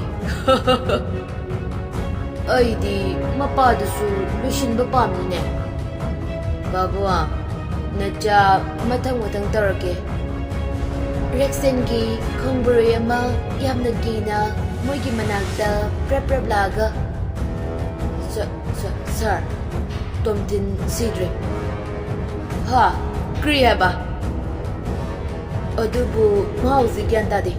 I see what the lady. I know, Hingan gonna have a drop. Noigi say, I will say Dribero. Sir, I go to see her in a company. Adubu Yare, Tokro. My boy, cool down. Maduna ahanba parani. Matmda adumi holasi kaino. Masu matam khitangi hingzasane. Babo, I am the pindida. My boy, cool down, relax. Meri magi koladida fika nasari. Langadu tatpagi machin machagadu paithoga isaw langni. Langsisu kaino khangdeba pangtatali. Hayena ine sakigi fipido baneba. Aidibako. Tanja aduda medayamna pakatna chinsilai. Meri. Kaidorageta nangna yamna pakaliduna. Meda sir thabet holaga. Meria, datum tildo. Yarita, magi already aingonda palakano. Meria, nangi tamoido yamna ganmali. Datum tinna nangbu kyam nusi haiba nang khangni banatra. Adubu nangna magi nusi babu khangbide. Mere, datum tindo accident tokdana hauzik fawba gyan tadana leidi hai. Ha, aseng marita. Mane, aisu ngasai damani thoibaga dadaga orisinabada tabane. Ha, kaino asibu. Meda, ayuzi kaidawa bano. Hai, tongambi. Nang negi jabusu hato piredana. Nang pelo. Hai ki jaduna tahaduna leiburaga. Gitana sumanga duda leplaga hairakpani. Meda khara sauna. Ima, sida merigi maral karino. Hai, nang na natro. Hai ki jabu sogali base. Nang yak tigi ichase. Mama ay nangang basu amata laudre.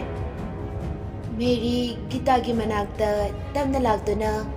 Gita gi makhong manakta tamna famtharaduna. Ima, nachadi kaisu khonjadabani. Thatam thinga higidi marisu leinajade. Ima, nacha lahandaba sengmani.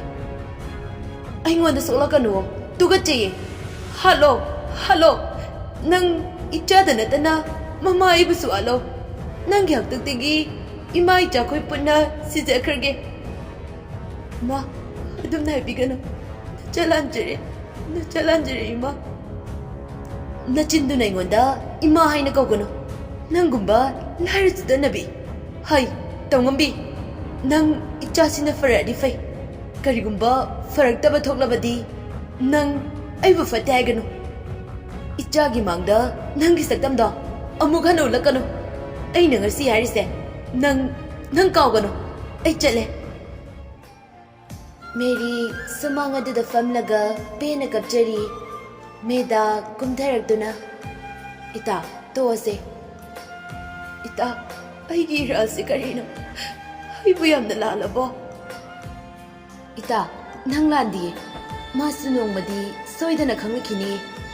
Lairababu asugantharengba. Lairaba khoi leirambagi inakhonba moi leiribane.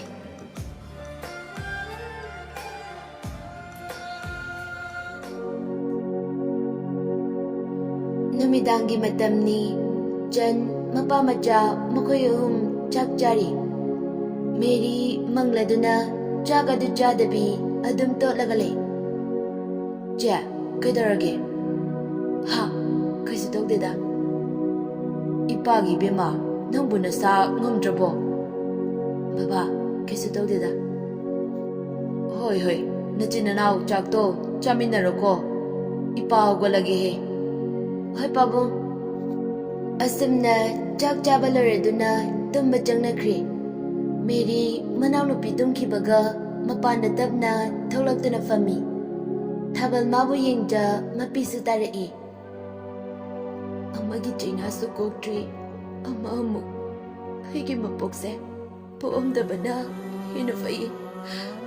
ꯑꯁꯨꯛ ꯋꯥꯕ ꯃꯄꯣꯛꯁꯦ ꯑꯩ ꯍꯤꯡꯅꯤꯡꯗ꯭ꯔꯦ. ꯏꯃꯥ, ꯅꯆꯥ ꯌꯥꯝ ꯋꯥꯔꯦ. ꯅꯆꯥꯕꯨ ꯀꯔꯤ ꯑꯣꯏꯌꯨ ꯍꯥꯏꯕꯅꯣ?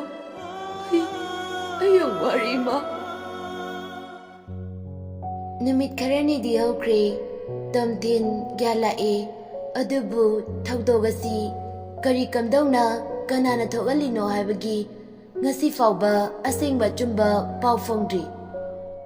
ꯁꯦꯜ ꯄꯥꯏꯕ ꯃꯤꯅ ꯉꯝꯗꯕ ꯂꯩꯇꯦ ꯍꯥꯏꯕꯗꯨꯅꯤ. ꯂꯣ ꯑꯁꯤ ꯃꯈꯣꯏꯒꯤ ꯃꯈꯨꯠꯇ ꯄꯥꯏꯕꯒ ꯆꯞ ꯃꯥꯟꯅꯩ. ꯃꯁꯛ ꯊꯤꯈ꯭ꯔꯕ ꯃꯨꯈ꯭ꯔꯕ ꯀꯣꯀꯤꯜꯗꯣ ꯃꯥꯒꯤ ꯃꯁꯛꯇꯤ ꯀꯅꯥꯝꯇꯅ ꯌꯦꯡꯅꯤꯡꯗꯦ. ꯑꯗꯨꯕꯨ ꯃꯥꯒꯤ ꯈꯣꯟꯖꯦꯜ ꯑꯗꯨꯅ ꯃꯤꯄꯨꯝ ꯈꯨꯗꯤꯡꯒꯤ ꯊꯃꯣꯏꯕꯨ ꯁꯨꯝꯍꯠꯄ ꯉꯝꯃꯤ. ꯊꯥꯖꯗꯕ ꯀꯣꯝꯗ ꯉꯥ ꯂꯩꯕꯅꯤ.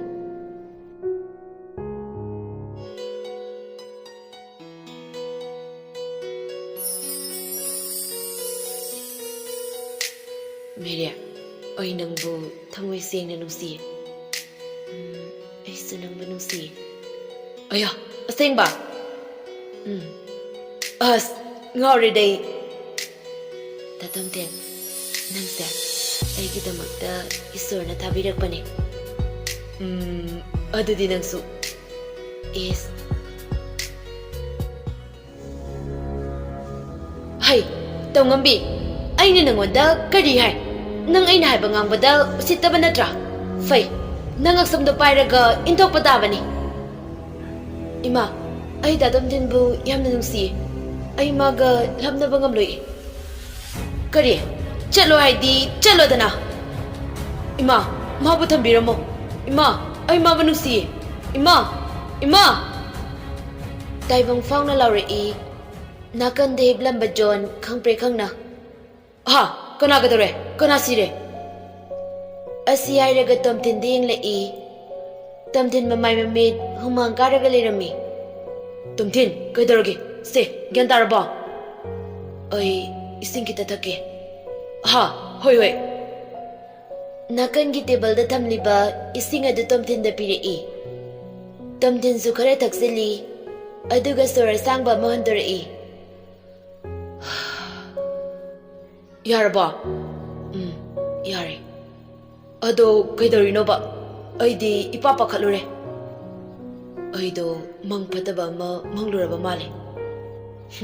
ꯁꯣꯅꯣꯁꯤꯗꯤ. ꯑꯩꯅꯗꯤ ꯁꯣꯝꯗ ꯁꯦꯛꯄꯤꯗ ꯀꯨꯟꯗꯣꯛꯂꯝꯗꯥꯏ ꯀꯥꯟꯁꯤꯗ ꯃꯥꯅ ꯃꯪꯒ ꯂꯣꯏ ꯊꯨꯒꯥꯏꯔꯦ. ꯅꯪꯀꯣ ꯅꯪ, ꯅꯥꯔꯝꯗꯕ ꯑꯣꯏꯔꯗꯤ ꯈꯪꯗꯧꯅꯦ. ꯀꯩꯗꯧꯔꯒꯦ ꯚꯥꯏ? ꯅꯪꯅ ꯑꯃꯨꯛ ꯃꯪꯂꯤꯗꯨꯅ? ꯀꯩꯁꯨ ꯇꯧꯗꯦ. ꯇꯨꯝꯃꯁꯦ. ꯑꯩ ꯇꯨꯝꯅꯤꯡꯉꯦꯕ. Good night. ꯑꯣ ꯒꯣꯗ, ꯃꯪ ꯀꯟꯇꯤꯅ꯭ꯌꯨ. ꯍꯣꯏ ꯍꯣꯏ. ꯇꯣꯝꯊꯤꯟ ꯇꯨꯝꯊꯕ ꯌꯥꯗ ꯃꯃꯤꯠ ꯑꯗꯨ ꯃꯄꯤ ꯏꯔꯥꯆꯦꯜ ꯋꯥꯈꯜꯗ ꯈꯜꯂꯤ. ꯇꯁꯦꯡꯅ ꯅꯪ ꯑꯩꯕꯨ ꯅꯨꯡꯁꯤꯗꯕ꯭ꯔꯥ? ꯀꯔꯤꯒꯤꯅꯣ ꯑꯩꯅ ꯅꯪꯕꯨ ꯑꯁꯨꯛ ꯅꯨꯡꯁꯤꯔꯤꯕ? ꯑꯗꯨꯕꯨ ꯑꯩ ꯉꯥꯏꯈꯤꯅꯤꯌꯦ. ꯅꯪꯅ ꯑꯩꯕꯨ ꯅꯨꯡꯁꯤꯕꯤꯔꯛꯄ ꯃꯤꯀꯨꯞꯇꯣ.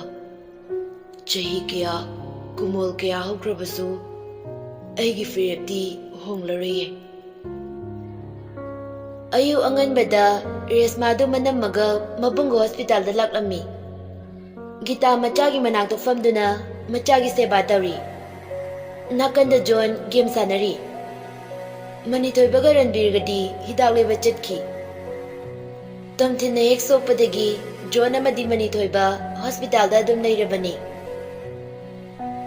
ꯒꯤꯇꯥ ꯔꯦꯁꯃꯥ ꯍꯣꯏ ꯆꯪꯂꯛꯄ ꯎꯕꯗ, ꯍꯩꯃꯥ, ꯏꯆꯥ ꯍꯣꯏ ꯂꯥꯛꯏꯔꯣ? ꯂꯥꯛꯑꯣ ꯂꯥꯛꯑꯣ. Kethabina.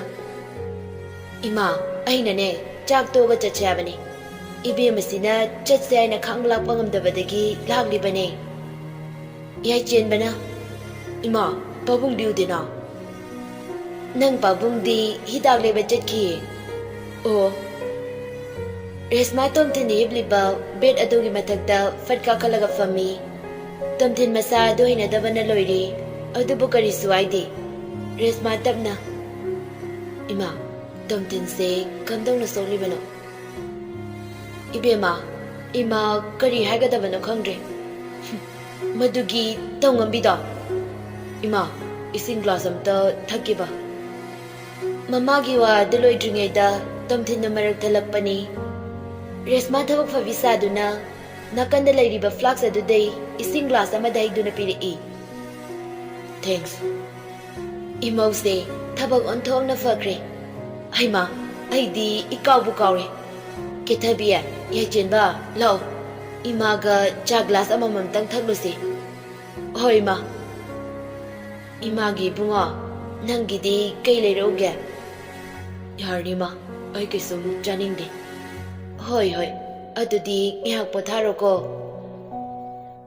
Asi Iraga Jet Bowie, John Games Hanarabasu, Moinang Nariba, Dutari Bani. Eh, Koinema, Natagi Danga, Hangina. Aigidi, Kisum Dangdaba. Aima, Imadi Kaure, Lala, Imaga Puna, Taglurase. John Tomtin Dingle E. Tomtin at Kinu Hibe Munda, Ingitoba, Duda.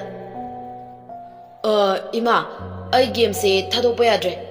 Immanuel Changlokpada, Bora Sabada, Odolero. Hoy, Tomtin, Nasado, Karaferaba, Nakokang Albraba, I Nambige. Yar, I pare. John Game Sana Sanana, Isay E. Pam the Bakai say, Pam de go, Nusi the Bakai say, Nusi there. Selfana by Gira, Nasafana Fazagira. Pam de yade. Cho, Atopama Yingro, Jo. Karai degi say no kangdi, John Pangang Dangangi. John, Nangdi, Isagya Mayna. Resmai Kaina, Karasauna Noxinara Gairakpani. Karadum Tarogani. Mary Mapana Bora Janingi Haiba Duda, Jangapuna Hotel the Laglami. Janna Inya, Borado, Lupakon Gita Piro. Hoi, Nihak Tangairoko. Hoi Nine, Chicha, Nihangarise. Matang Kuding Mikup Kuding, Senaduna the Lady Bunny, Rex and Mary Boo. Tanja Chabangai Ribani. Adubutam Tina, Soktana Yaorabasu. Magi missing Aduna Mary Budi, Sena Libani. Aduna Pangna, Hinjin Bangamde. Rex and Su Hotel Aduda Changai. Ine, Akusu, Borakita Sazage. Ibunga, Asungite Balasida, Pambiro. Hoine. Mary Hainadabana Loire. Jan, Chalase, Yakleraga, Laurase.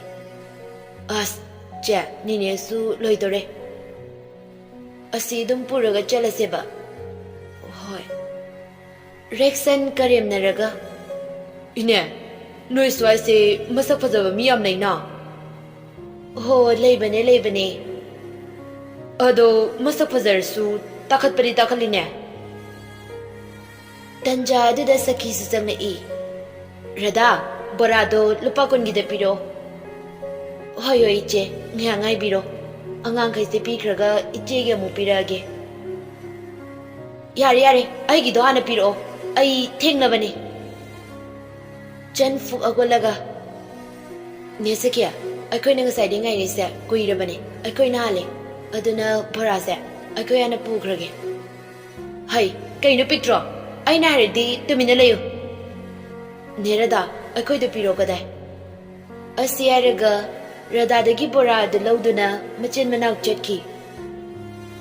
Ay Mayma, Imai Pema, Hausikangi, Angang Sinsinane, on Tok Nangongtre, Manini, Madom Chani Kangdrine, Machinasina kumkibasina thak khanai Hera iche na landro hauziki do dia mina hana ngairaga leiresi ba Yare nangsu angangi misanga changlakanu aigi bibam thokbuda piro gadai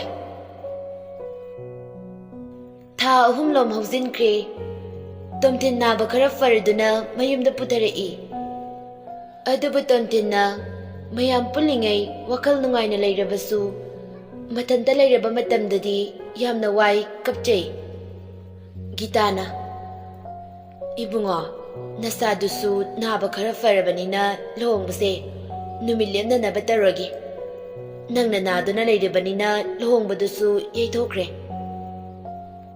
Ma aibu kayarak hanjin haikhwabano ai madu yaba ngamloina aidi meri natana kanagasu lohngloi Oh nangbu siresanu haina tawramliba midubu ichana nusiriba Ima masida magi mara leite karigi leitani mana natro thogalibase imagi bungo imagi di ichana thantane icha mangba yadiye Ima nachago do nusiraga nachagi wadi tabidriba kaigino nangna ne resma do pamdrasu ay atopa aikhoiga thak manaba mi tige madugi tawngambi lairu chudanabi nongmagi chara tanduna charibi pu pangsu dabi yungawbagi machada imadi pamde Ma laira baibase kananasu oiningba nate makhoisu aikoi dawna kena mongna leininglibane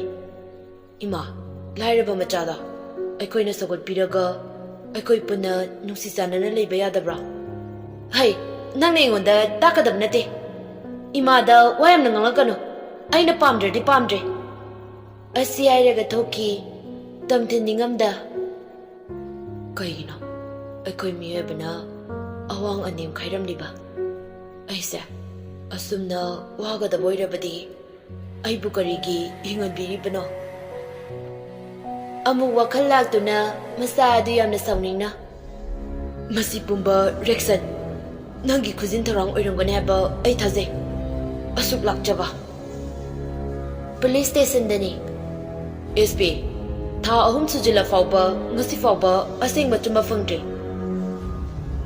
Pabo ai koisu kanna di tiga chabane adubu khwaidigi luribadi aseng bachumba langlan din fangdribasini Fare SP aigi case ase cancel tawjarage Pabo nachai khoi Yare SP noina puthokpa ngamdaba misingda tha amagi manungda ichana soidana fangani ai chale SP Pabo Ranbir kauriba dutada sauna thoki Thanil matha sana Achawa sangi yathangbo ingadra Karamba bu ingadoribano Police oibase onthokna wakre Yumdasu nina tana leba fangdaba Amagi mu khoti karacha amagi mukcha Aina police oiramdaba na hena fai Yumdasu nungaina leizarani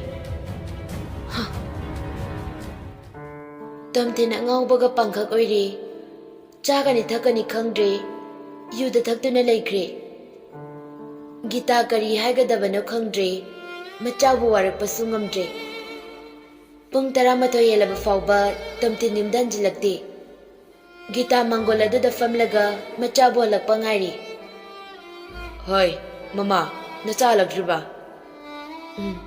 Halaktri moy pabu Kaino manantak tawribase handalakizanu ai tawgiba Tanja aduda garigi horon adu kanna khonglai Gita fatchen thoraktuna gate adu hangdoi Tamthin gari adu garage ta khamlamnaga ngauri kumthara agai mungda changi tawi Hoy ngakho Tamthin mapagi mangda yu ngawda sa makola fiber adu fazilaga Pabo Nangna da tawribase kaino ha yu nongmata thaktaba nangna kaino handak yu ga thaklibase Aikoi ama leiri habagi akibasu leite Pabo nacha sumine Nachasu thamoi pali bane. Yare. Aionda kem taibirakano. Aisu aina thokpa. Noisu noina thokpa. Ha, kari. Nangbu chawna sangna bi yoglubagi maira. Nang ngasi na pai ngono sindu nangangni base. Babungna aibu chawna badi oi. Haduga na chagi pambadi kari gi thungande pabo. Gita chenchilaktuna machana pabu konsili. Kaino moi babungna tawbiri base. Haying nongalaga fazana ngangna basu yai. Hai, mama, aibu yamna sawangano. Masi yare ba moi babwa. Ibunga lao naksu imaga punna jangkrase. Yare, aingona soklakano. Noi kanamtana aingona soklakano. Ai thanda changjage. Ai thanda leiba punsida. Ai pame. Aigi damakta noi kanamta wabiyu aide. Tamthin ngauri imungda sangkre.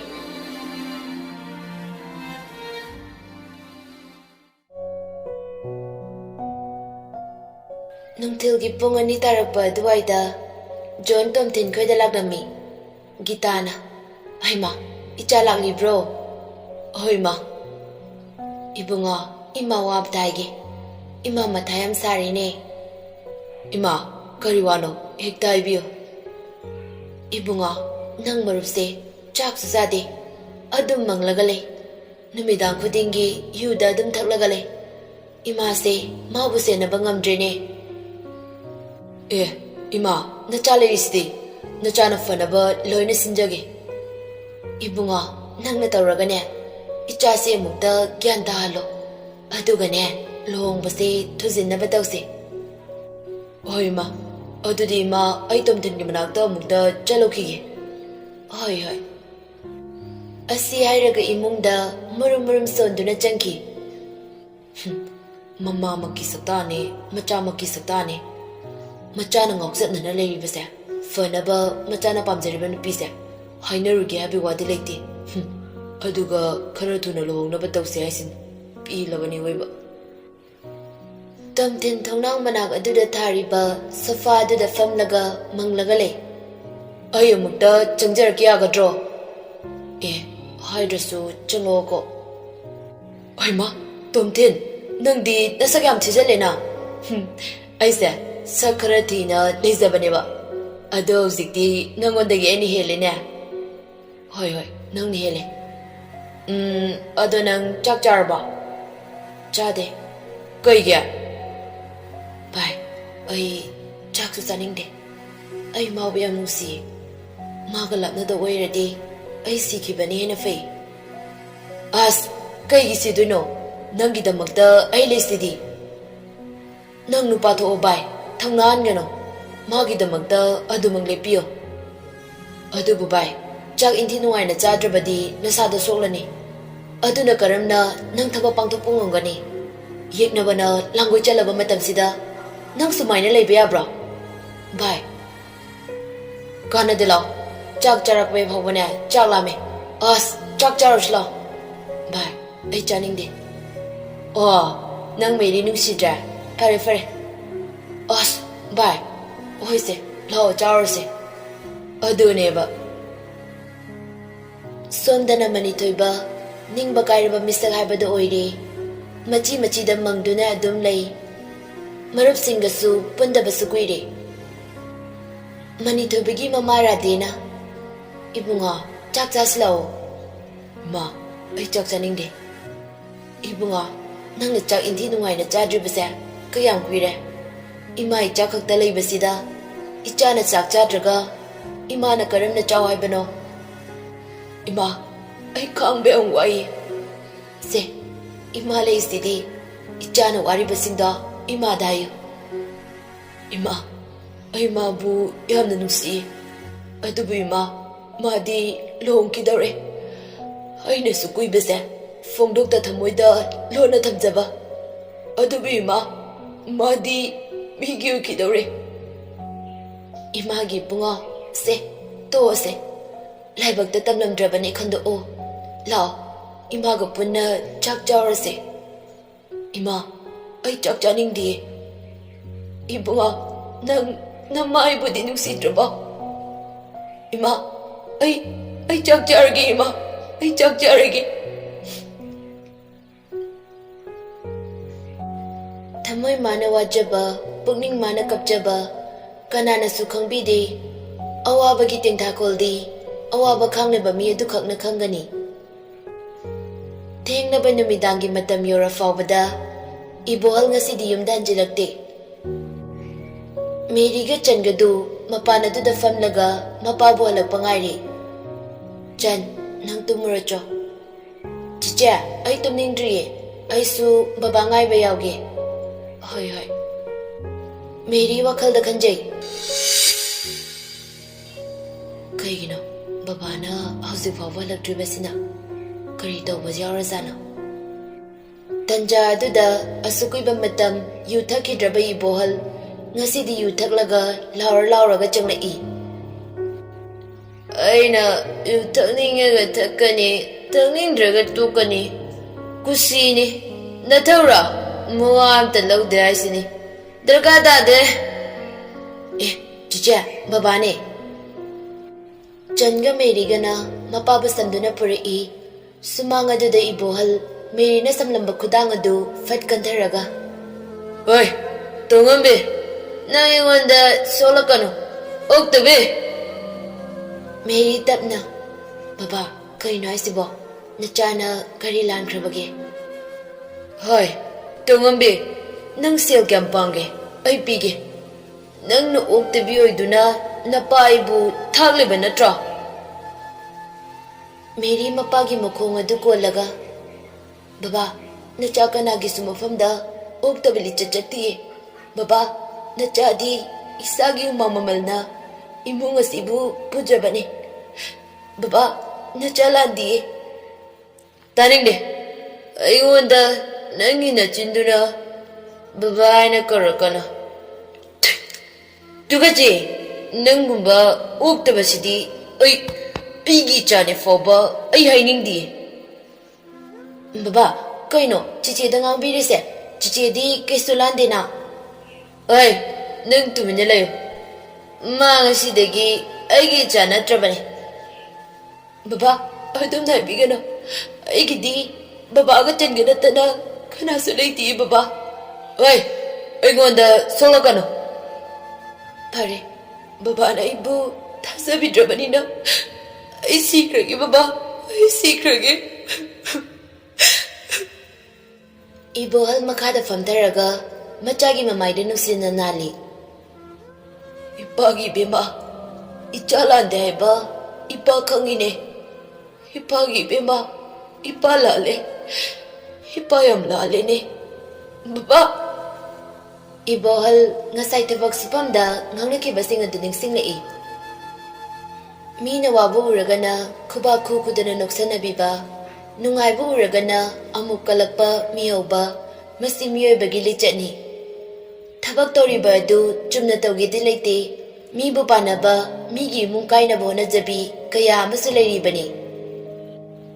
Sakhi thabak suba adu leblaga ibohal dawan sinduna. Oh ibohal, nangbu yuga thakdrabo thabak kayamna fakreda. Hoi che, ai yuga thakdre. As iche yu thakpase yamna phalamdre. Isa su sokpa ai to eje. Ho thabak si susuru nu kaino. Noi gibu sel kaida watana. Nachanupi tangambi nupa phabingambi da. Amma leidudi suru nu wana bane. Kaino aisibu iche. Ho aina haibadi thazdaruye. Aikhoidi mitsinari. Moigumba kaya leibadagine. Lekai ase chindagadoribani. Kari thokjai sadana lairabi moinasu. Ibohal ningamdaba pendaba loinana ngasidi yu thaklakpani. Channa, Baba, chiche laose imungda changlase.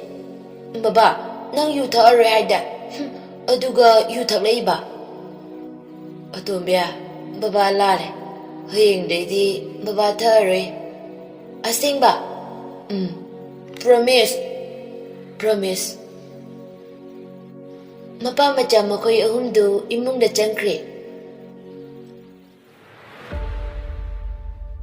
Karani nakan da khamlaga rekshan gari manungdagi tholai. Nakan amadagi nupa amasu tholai. Nupa amadu makuting tolaga handset tarai. Hi sir. Hello.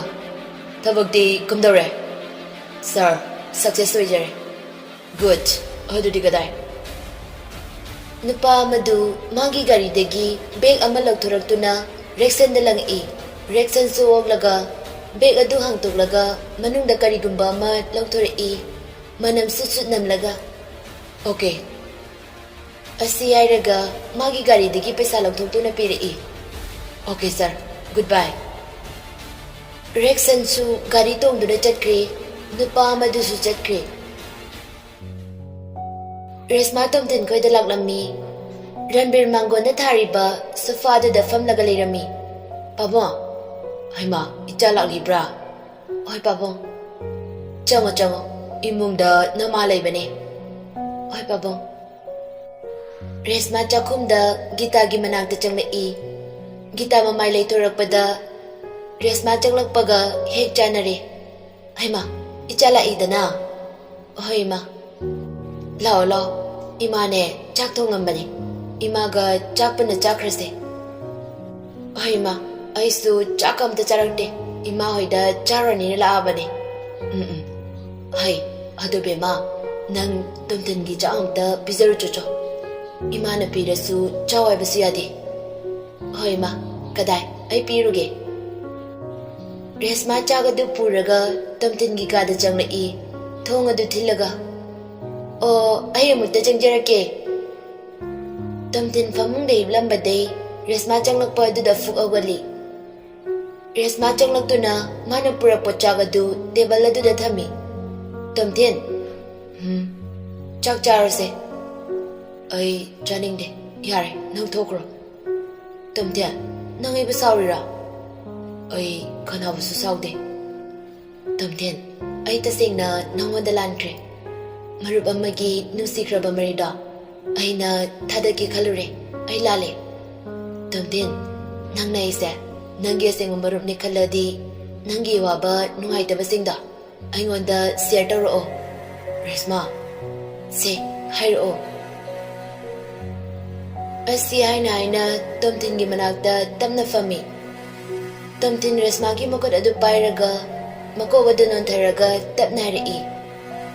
Resma, ay mabu tamo ista inanusi. Ay maga lap na bangamloi. Ada, mama na di mabu yate. Resma, nangukoy mada amuk twbiyu ba? Yes, adu gibu ay laysidi. Ay haygase, kesung kaluno. Adu isaru chakse, chatuose. Resma, ay ma, ay na hayragi haydana. Charaba chakto. Tomtin mama nogladuna chagadu chakre. Resma ngasi takhangli nungsiba basi karino haiba. Tasayna nungsibagi mayaisi ontong nakali. Mari Tomtin bu nungsiba natte kalagpani. Adubu Tomtin na meriba nungsibadi. Thamoy digi farukpa asing manungsiba ni khangli. Ngasi Tomtin gi matawa sinatakli. Asing manungsiba basi karino haibado.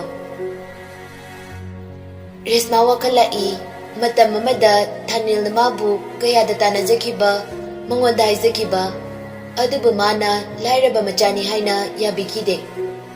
College suti tharapa matamda, hanabu ngasisu Resma butana balipchade thanil na. Resma, amta nga ko. Thanil, ay kaya kana hay ko bano. Nang naining nito, ay niyade hayredana. Ikay kang dawaisini. Resma, ay nang nataw haba thabakta, ay tawge. Tasing ay nang manusi. Ado, ay din nang nuside. Nasagala machana ba, mithiyo. Pare, Resma, ay lale. Matungda mukhan na yelare. Ay na lairaba machawi rubagi iralne. Ado bu, karigumba matamda, nang naibu nungsingbiraadi, ay di lingdana matamadudasu leiriabasa. Kaubigano ko. Pare, ay chalage. Hawkraba thagdo singning singluraga, Resma mama nongla'i. Tamten, nangsu chakto charoko. Aisu chalage. Hoi. Adu kauni ko. Is kauri. Aina na bora chawam piramne. Nanga meriga tunajaro. Su. Resma makada kumtaraktuna gitagi manakta changnai. Resma kaya na fatava na pinate. Mama mapanaw na kay nakibagi. Mabung na mabu. Kina mong na yoglo na. Masada na palyaw na hingjarubani. Adu bungasi. Tomtil di saktamurubada. Tasing na matamoy kay kibani.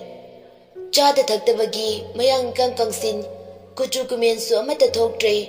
Masada minungsiya basi karino khangraba Resma.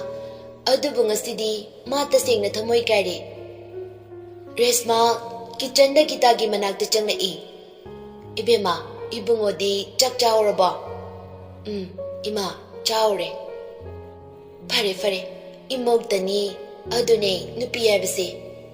Ima, ai ngasidi kainom taizage. Karino, imong na hainingbado hektayo.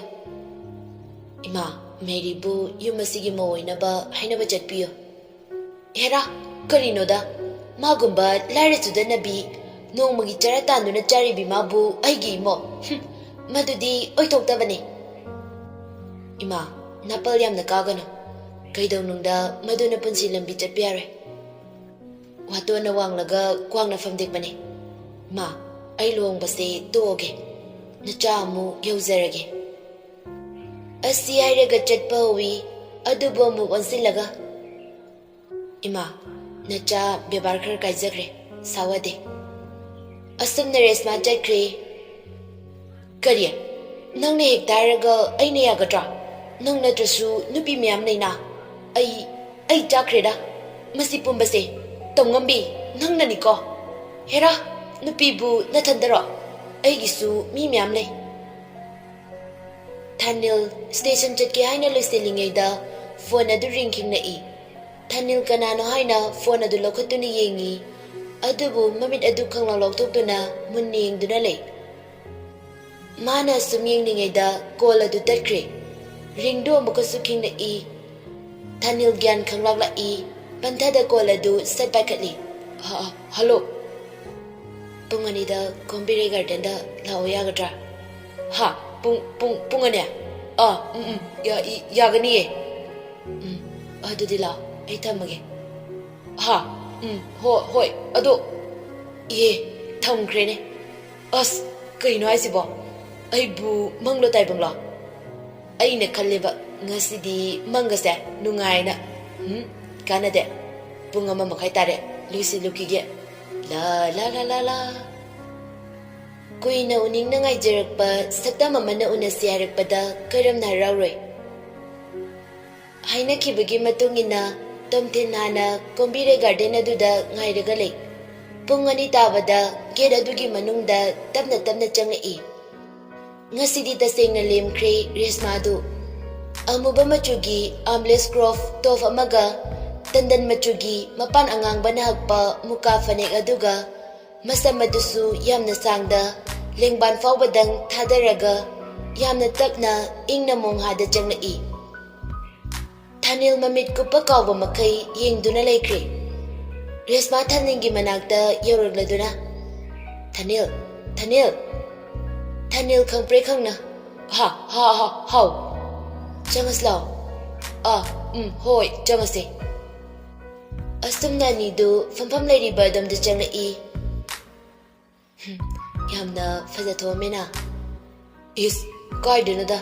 Nang di hanagi fajabada halamde. Yes, ado kaisa sige. Yani, ayoy na lege.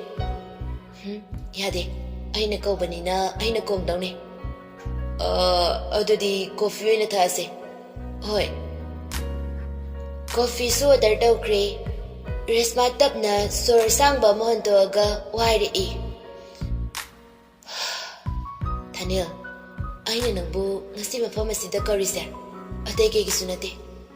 Thanil, ay ngasidi wakal dare. Matamamada ay nanangbu lairabani ay na miraruba. Still di talaga fange. ꯑꯗꯨꯕꯨ ꯅꯨꯡꯁꯤꯕꯗꯤ ꯃꯃꯜ ꯄꯤꯗꯨꯅ ꯂꯩꯕ ꯈꯛ ꯌꯥꯔꯣꯏ. ꯊꯥꯅꯤꯜ, ꯉꯁꯤꯗꯤ ꯅꯪꯒꯤ ꯐꯤꯔꯦꯞꯇꯣ ꯍꯣꯡꯂꯕ꯭ꯔꯥ? ꯔꯦꯁꯃꯥ, ꯑꯩꯗꯤ ꯍꯥꯟꯅ ꯍꯥꯏꯈ꯭ꯔꯕꯗꯨꯅꯤ. ꯑꯩꯅ ꯅꯪꯕꯨ ꯅꯨꯡꯁꯤꯕꯗꯤ ꯉꯥꯏꯍꯥꯛꯀꯤ ꯃꯤꯇ꯭ꯔꯪꯒꯤ ꯑꯣꯏꯕ ꯅꯨꯡꯁꯤꯕꯗꯨ ꯅꯠꯇꯦ. ꯑꯩꯅ ꯅꯪꯕꯨ ꯅꯨꯡꯁꯤꯕꯗꯤ ꯊꯃꯣꯏꯗꯒꯤ ꯐꯥꯎꯔꯛꯄ ꯑꯁꯦꯡꯕ ꯅꯨꯡꯁꯤꯕꯅꯤ. ꯔꯦꯁꯃꯥ, ꯅꯪ ꯉꯁꯤꯁꯨ ꯑꯩꯕꯨ ꯊꯥꯖꯗ꯭ꯔꯤꯕꯣ? ꯔꯦꯁꯃꯥ ꯊꯥꯅꯤꯜꯕꯨ ꯀꯣꯟꯁꯤꯜꯂꯗꯨꯅ, ꯊꯥꯅꯤꯜ, ꯑꯩꯁꯨ ꯅꯪꯕꯨ ꯅꯨꯡꯁꯤꯌꯦ. ꯊꯥꯅꯤꯜ ꯔꯦꯁꯃꯥꯕꯨ ꯆꯦꯟꯅ ꯀꯣꯟꯁꯤꯟꯕꯤꯗꯨꯅ, ꯔꯦꯁꯃꯥ, ꯑꯩ ꯉꯁꯤꯗꯤ ꯌꯥꯝꯅ ꯍꯔꯥꯎꯋꯦ. ꯃꯇꯝ ꯀꯨꯏꯅꯗꯒꯤ ꯑꯩꯅ ꯇꯥꯅꯤꯡꯅ ꯉꯥꯏꯖꯔꯛꯄ ꯋꯥꯍꯩ ꯑꯃ ꯇꯥꯕ ꯐꯪꯉꯦ. ꯔꯦꯁꯃꯥ, ꯑꯩꯁꯨ ꯅꯪꯕꯨ ꯌꯥꯝꯅ ꯅꯨꯡꯁꯤꯌꯦ.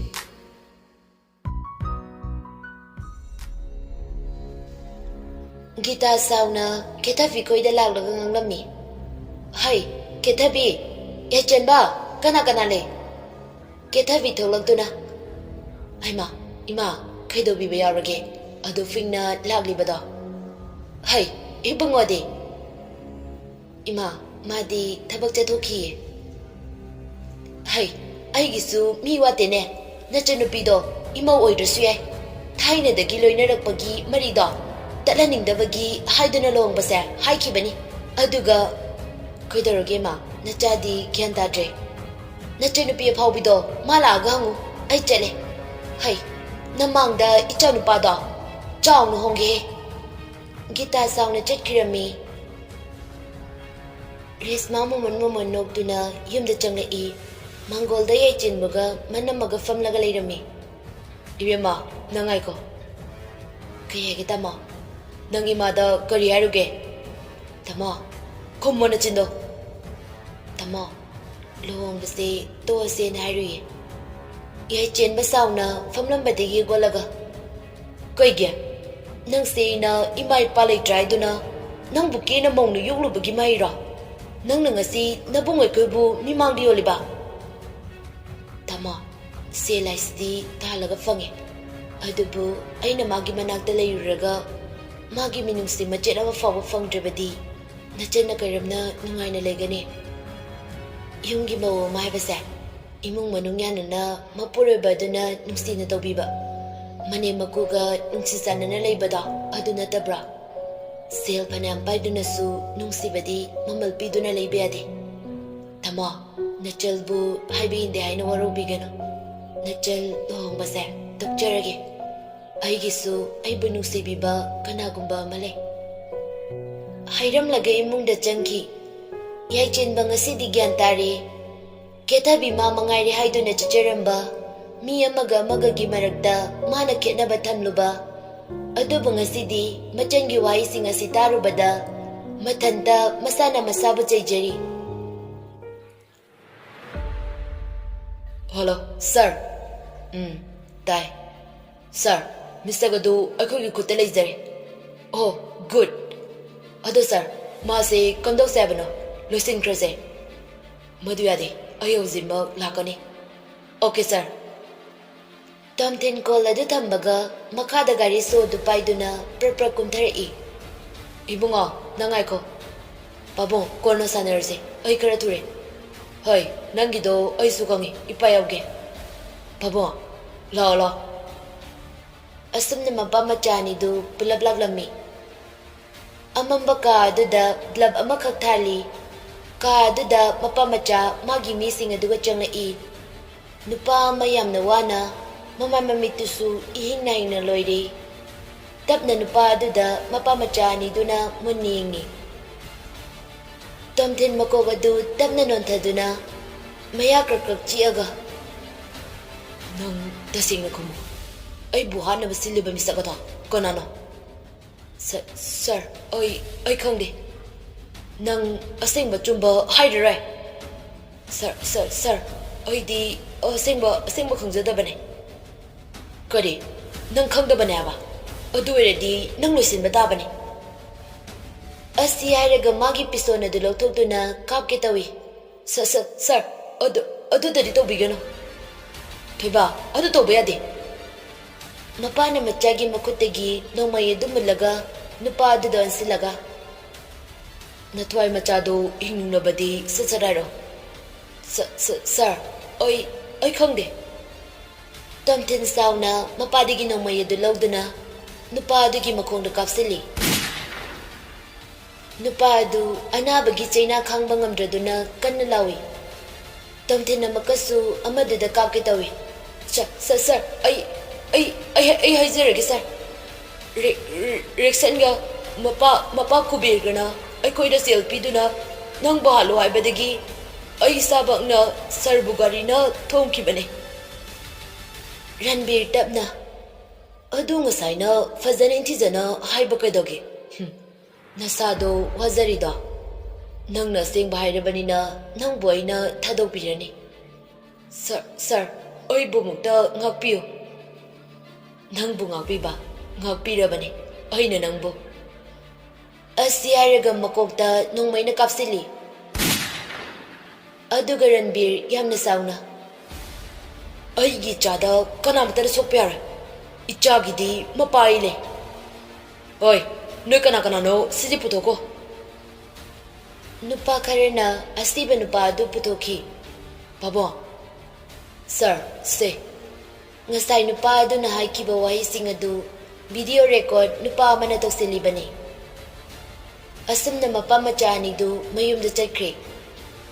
Tomba sibagi newspaper TV da waichaire. Rexon matha sabani hadde kubir sto mani.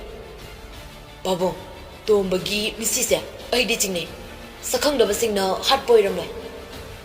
Ipasu chingnari banine. Adubu aina khalibasina achumboiradi. Akoina toriba thabak khudimma moina loina khanglamani.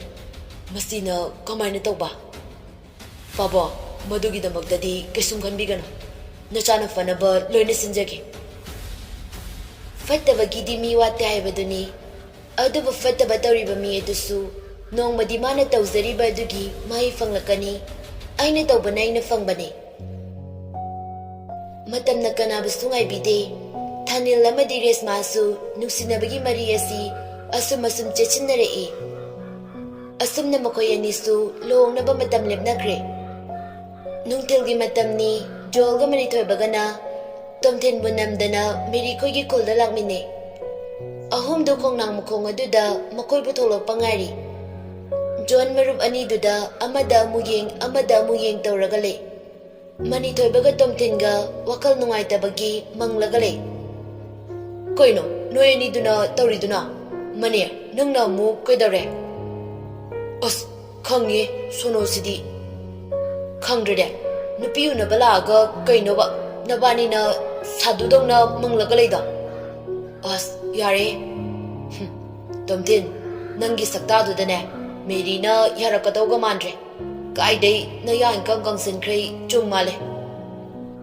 Bhai nangi fagido lekpawa ai matholaga kaino haidase. Oh sumaina hayo meria ai nangbu tamoi sengna nusi. Nangna igi nusi basa amuktadi khangbiyu kaidoge. Ai nangna taw haibada adu loinamak ai tawge. Sorry mana siyu hairaga sibadi ade ko. Please. Laptakna lagliba nupi aduda mamit kupta yengli tomthin. Sukeke da ningtizabi ichamchamna mong hada lagliba adudi yengzari.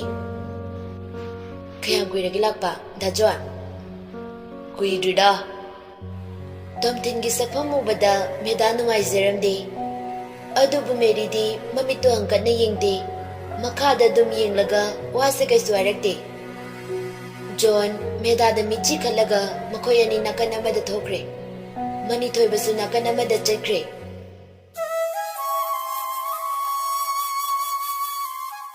Tomthin ke suhaida merida tuminna yengduna lay. Ngayaki matungda tomthin tapna wangangai. Meri ke sukumde. Meria nang usi fawba aina habasa yabiraroidra. Amuk sukumlakte tomthin hanjinai rei. Meria nang kaisu kumlaroi hairibra. Ai buka yarak hanjin hai khoibano. Nang bu yaroba. Meria nang tasengna ibu nusidabra. Meri kaisu kumlakte adubu mahag gitagi wai singa duning singai. Hey, Tongambi, ꯂꯥꯏꯔꯁꯨꯗꯅꯕꯤ ꯅꯪꯕꯨ ꯑꯩꯒꯤ ꯏꯃꯧ ꯑꯣꯏꯕꯗꯤ ꯂꯥꯏꯔꯗꯅ ꯃꯤꯅꯥꯏ ꯐꯥꯎꯕ ꯑꯣꯏꯅꯤꯡꯗꯦ ꯅꯪ ꯄꯦꯜꯂꯕ ꯅꯠꯇ꯭ꯔꯣ ꯏꯆꯥꯁꯤꯅ ꯐꯃꯨꯡ ꯃꯊꯛꯇ ꯇꯥꯗꯨꯅ ꯂꯩꯕ ꯎꯔꯒ ꯍꯠꯂꯣ ꯃꯃꯥ ꯑꯩꯕꯨꯁꯨ ꯍꯠꯂꯣ ꯑꯗꯨꯕꯨ ꯅꯪ ꯁꯤꯃꯗꯤ ꯈꯪꯉꯣ ꯑꯩꯒꯤ ꯏꯆꯥꯗ ꯑꯃꯨꯛ ꯍꯟꯅ ꯌꯦꯠꯀꯦ ꯈꯟꯒꯅꯣ ꯑꯩꯒꯤ ꯏꯆꯥꯒꯤ ꯃꯥꯡꯗ ꯅꯁꯛꯇꯣ ꯑꯃꯨꯛ ꯍꯟꯅꯁꯨ ꯎꯠꯂꯛꯀꯅꯣ ꯇꯁꯦꯡꯅ ꯃꯦꯔꯤ ꯃꯁꯥ ꯑꯗꯨ ꯃꯤ ꯄꯥꯏꯕ ꯐꯥꯎꯖꯩ ꯉꯁꯤ ꯃꯥꯅ ꯂꯥꯛꯂꯤꯕ ꯑꯁꯤ ꯃꯇꯥꯃꯦꯗꯥꯅ ꯍꯥꯏꯃꯟꯕꯗꯒꯤ ꯂꯥꯛꯂꯤꯕꯅꯤ ꯃꯦꯔꯤ ꯍꯥꯏꯌꯣ ꯅꯪ ꯑꯩꯕꯨ ꯇꯁꯦꯡꯅ ꯅꯨꯡꯁꯤꯗꯕ꯭ꯔꯣ ꯃꯦꯔꯤ ꯇꯞꯅ ꯇꯣꯝꯊꯤꯟꯗ ꯌꯦꯡꯗꯕꯤ ꯃꯄꯤ ꯏꯔꯥ ꯆꯦꯟꯅ ꯅꯨꯡꯁꯤꯗꯦ ꯑꯩ ꯅꯪꯕꯨ ꯁꯨꯡꯅꯨꯡ ꯅꯨꯡꯁꯤꯗꯦ ꯅꯪ ꯑꯩꯒꯤ ꯃꯥꯡꯗ ꯑꯃꯨꯛ ꯍꯟꯅ ꯂꯦꯞꯄꯛꯀꯅꯨ ꯅꯪꯕꯨ ꯏꯀꯥꯏꯕ ꯈꯪꯗꯕ꯭ꯔꯣ ꯅꯪꯕꯨ ꯑꯉꯥꯎꯕ꯭ꯔꯣ ꯃꯥꯅꯦ ꯑꯩ ꯑꯉꯥꯎꯕꯅꯦ ꯃꯦꯔꯤ ꯑꯩ ꯅꯪꯒꯤ ꯋꯥꯈꯜꯗ ꯑꯉꯥꯎꯕ ꯑꯣꯜꯂꯦ ꯑꯩ ꯅꯪꯒꯤ ꯋꯥ ꯑꯩ ꯇꯥꯕ ꯄꯥꯝꯗꯦ ꯅꯪ ꯑꯩꯒꯤ ꯃꯥꯡꯗ ꯑꯃꯨꯛ ꯍꯟꯅ ꯂꯦꯞꯀꯅꯨ ꯑꯩꯁꯨ ꯅꯪꯒꯤ ꯃꯥꯡꯗ ꯑꯃꯨꯛ ꯍꯟꯅ ꯂꯦꯞꯄꯣꯏ ꯑꯁꯤ ꯍꯥꯏꯔꯒ ꯃꯌꯨꯝꯂꯣꯝꯗ ꯀꯟꯅ ꯆꯦꯟꯈꯤ ꯇꯣꯝꯊꯤꯟ ꯀꯔꯤꯁꯨ ꯍꯥꯏꯖꯕ ꯉꯝꯗ ꯇꯨꯃꯤꯟꯅ ꯂꯩꯍꯧꯏ ꯍꯩꯃꯥ ꯃꯦꯔꯤꯁꯦ ꯆꯦꯟꯈ꯭ꯔꯦ ꯑꯁꯤ ꯍꯥꯏꯔꯒ ꯇꯥꯟꯅꯒꯦ ꯇꯧꯏ ꯖꯣꯟꯅ ꯃꯈꯨꯠ ꯑꯗꯨ ꯐꯥꯏ ꯉꯥꯏꯈꯣꯕ ꯀꯩꯅꯣ ꯃꯦꯔꯤꯁꯦ ꯆꯦꯟꯈ꯭ꯔꯦ ꯍꯥꯏꯕ ꯑꯁ ꯆꯦꯟꯈ꯭ꯔꯁꯅꯨꯕ ꯃꯥ ꯀꯩꯁꯨ ꯃꯥꯡꯂꯣꯏꯕ ꯅꯪ ꯉꯁꯤ ꯑꯩꯅ ꯆꯦꯜꯂꯗꯣꯏꯅꯦ ꯃꯤ ꯑꯩꯈꯣꯏ ꯃꯥꯗ ꯅꯪ ꯆꯦꯜꯂꯛꯑꯅꯤꯅ ꯍꯥꯏꯈ꯭ꯔꯕꯅꯦ ꯑꯁ ꯋꯥꯊꯤ ꯇꯧꯅꯨꯀꯣ ꯅꯪ ꯃꯤ ꯑꯁꯤ ꯃꯦꯔꯤꯁꯦ ꯀꯩꯗꯧꯔꯝꯅꯤ ꯍꯥꯏꯕ ꯅꯪ ꯈꯪꯕ꯭ꯔꯕ ꯀꯩꯁꯨ ꯇꯧꯔꯣꯏ ꯍꯥꯏꯕꯅꯦ ꯀꯔꯤꯒꯤ ꯋꯥꯊꯤ ꯈꯪꯅꯤꯕ ꯉꯁꯤꯗꯤ ꯌꯣꯡ ꯑꯩꯒꯤ ꯏꯇꯤꯛ ꯈꯪꯍꯟꯒꯤꯕ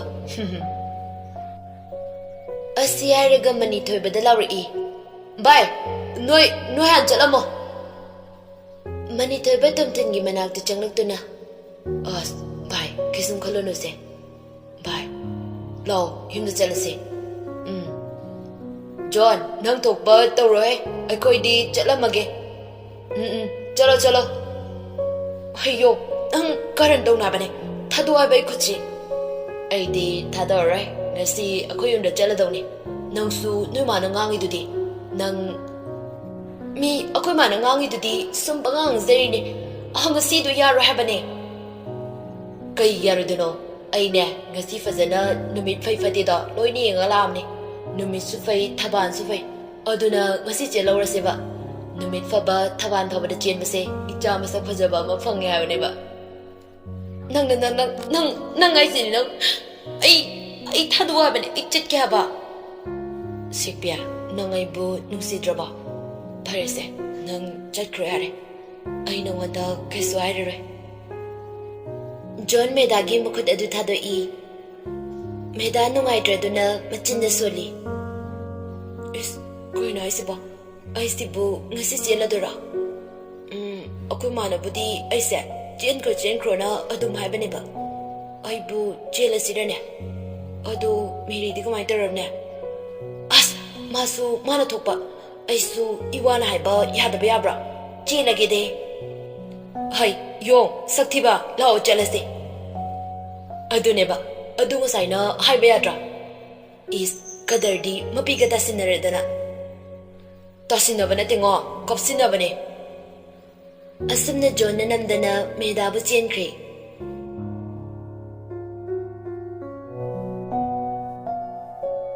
ꯅꯨꯄꯤ ꯆꯦꯟꯕꯒꯤ ꯑꯌꯨꯛ ꯑꯗꯨ ꯅꯨꯄꯤ ꯌꯦꯡꯅꯕ ꯄꯪꯂꯥꯛꯂꯥꯛꯏ ꯑꯃ ꯆꯠꯈꯤꯕꯒ ꯑꯃ ꯉꯥꯏꯍꯥꯛꯇ ꯐꯥꯎꯕ ꯍꯥꯡꯗꯦ ꯖꯣꯟ ꯈꯣꯏꯗꯧ ꯁꯥꯎꯒꯠꯂꯛꯏ ꯃꯆꯤꯟꯗꯨꯁꯨ ꯃꯨꯔꯨꯝ ꯁꯣꯟꯗꯨꯅ ꯆꯅꯝ ꯃꯀꯨ ꯑꯗꯨ ꯈꯣꯛꯂꯤ ꯃꯣꯏꯅ ꯌꯦꯡꯃꯟꯗꯅ ꯏꯇꯨꯁꯦ ꯂꯣꯏꯅ ꯇꯨꯝꯁꯤꯜꯂꯅꯤ ꯑꯩꯅ ꯐꯥꯎꯕ ꯏꯀꯥꯏꯗꯅ ꯃꯨꯟꯅ ꯌꯦꯡꯗꯦ ꯑꯩꯅꯦ ꯉꯁꯤ ꯏ ꯀꯥꯔꯛꯇꯅꯅꯦ ꯀꯥꯗ ꯁꯣ ꯂꯣꯟꯁꯤꯜꯂꯒ ꯊꯝꯅꯤꯀꯣ ꯖꯣꯟꯒꯤ ꯃꯃꯥ ꯅꯨꯡꯁꯤꯅ ꯍꯩꯃꯥ ꯀꯔꯤꯅꯣ ꯏꯕꯨꯡꯉꯣ ꯅꯪꯅ ꯆꯅꯝ ꯑꯗꯨꯒ ꯈꯣꯛꯄꯗꯨꯗ ꯑꯗꯨ ꯌꯥꯝ ꯀꯨꯏꯅ ꯆꯪꯉꯤꯗꯨꯅ ꯏꯃꯥ ꯑꯩ ꯈꯣꯏꯗꯧ ꯁꯥꯎꯅꯤꯡꯕꯅꯦ ꯅꯣꯏ ꯍꯦꯛ ꯈꯣꯛꯆꯧꯔꯣ ꯑꯁꯤ ꯍꯥꯏꯔꯒ ꯆꯪꯈꯤ ꯀꯔꯤꯅꯣ ꯃꯁꯤꯕꯣ ꯉꯥꯎꯔꯕ ꯖꯥꯠꯂꯣꯅꯦ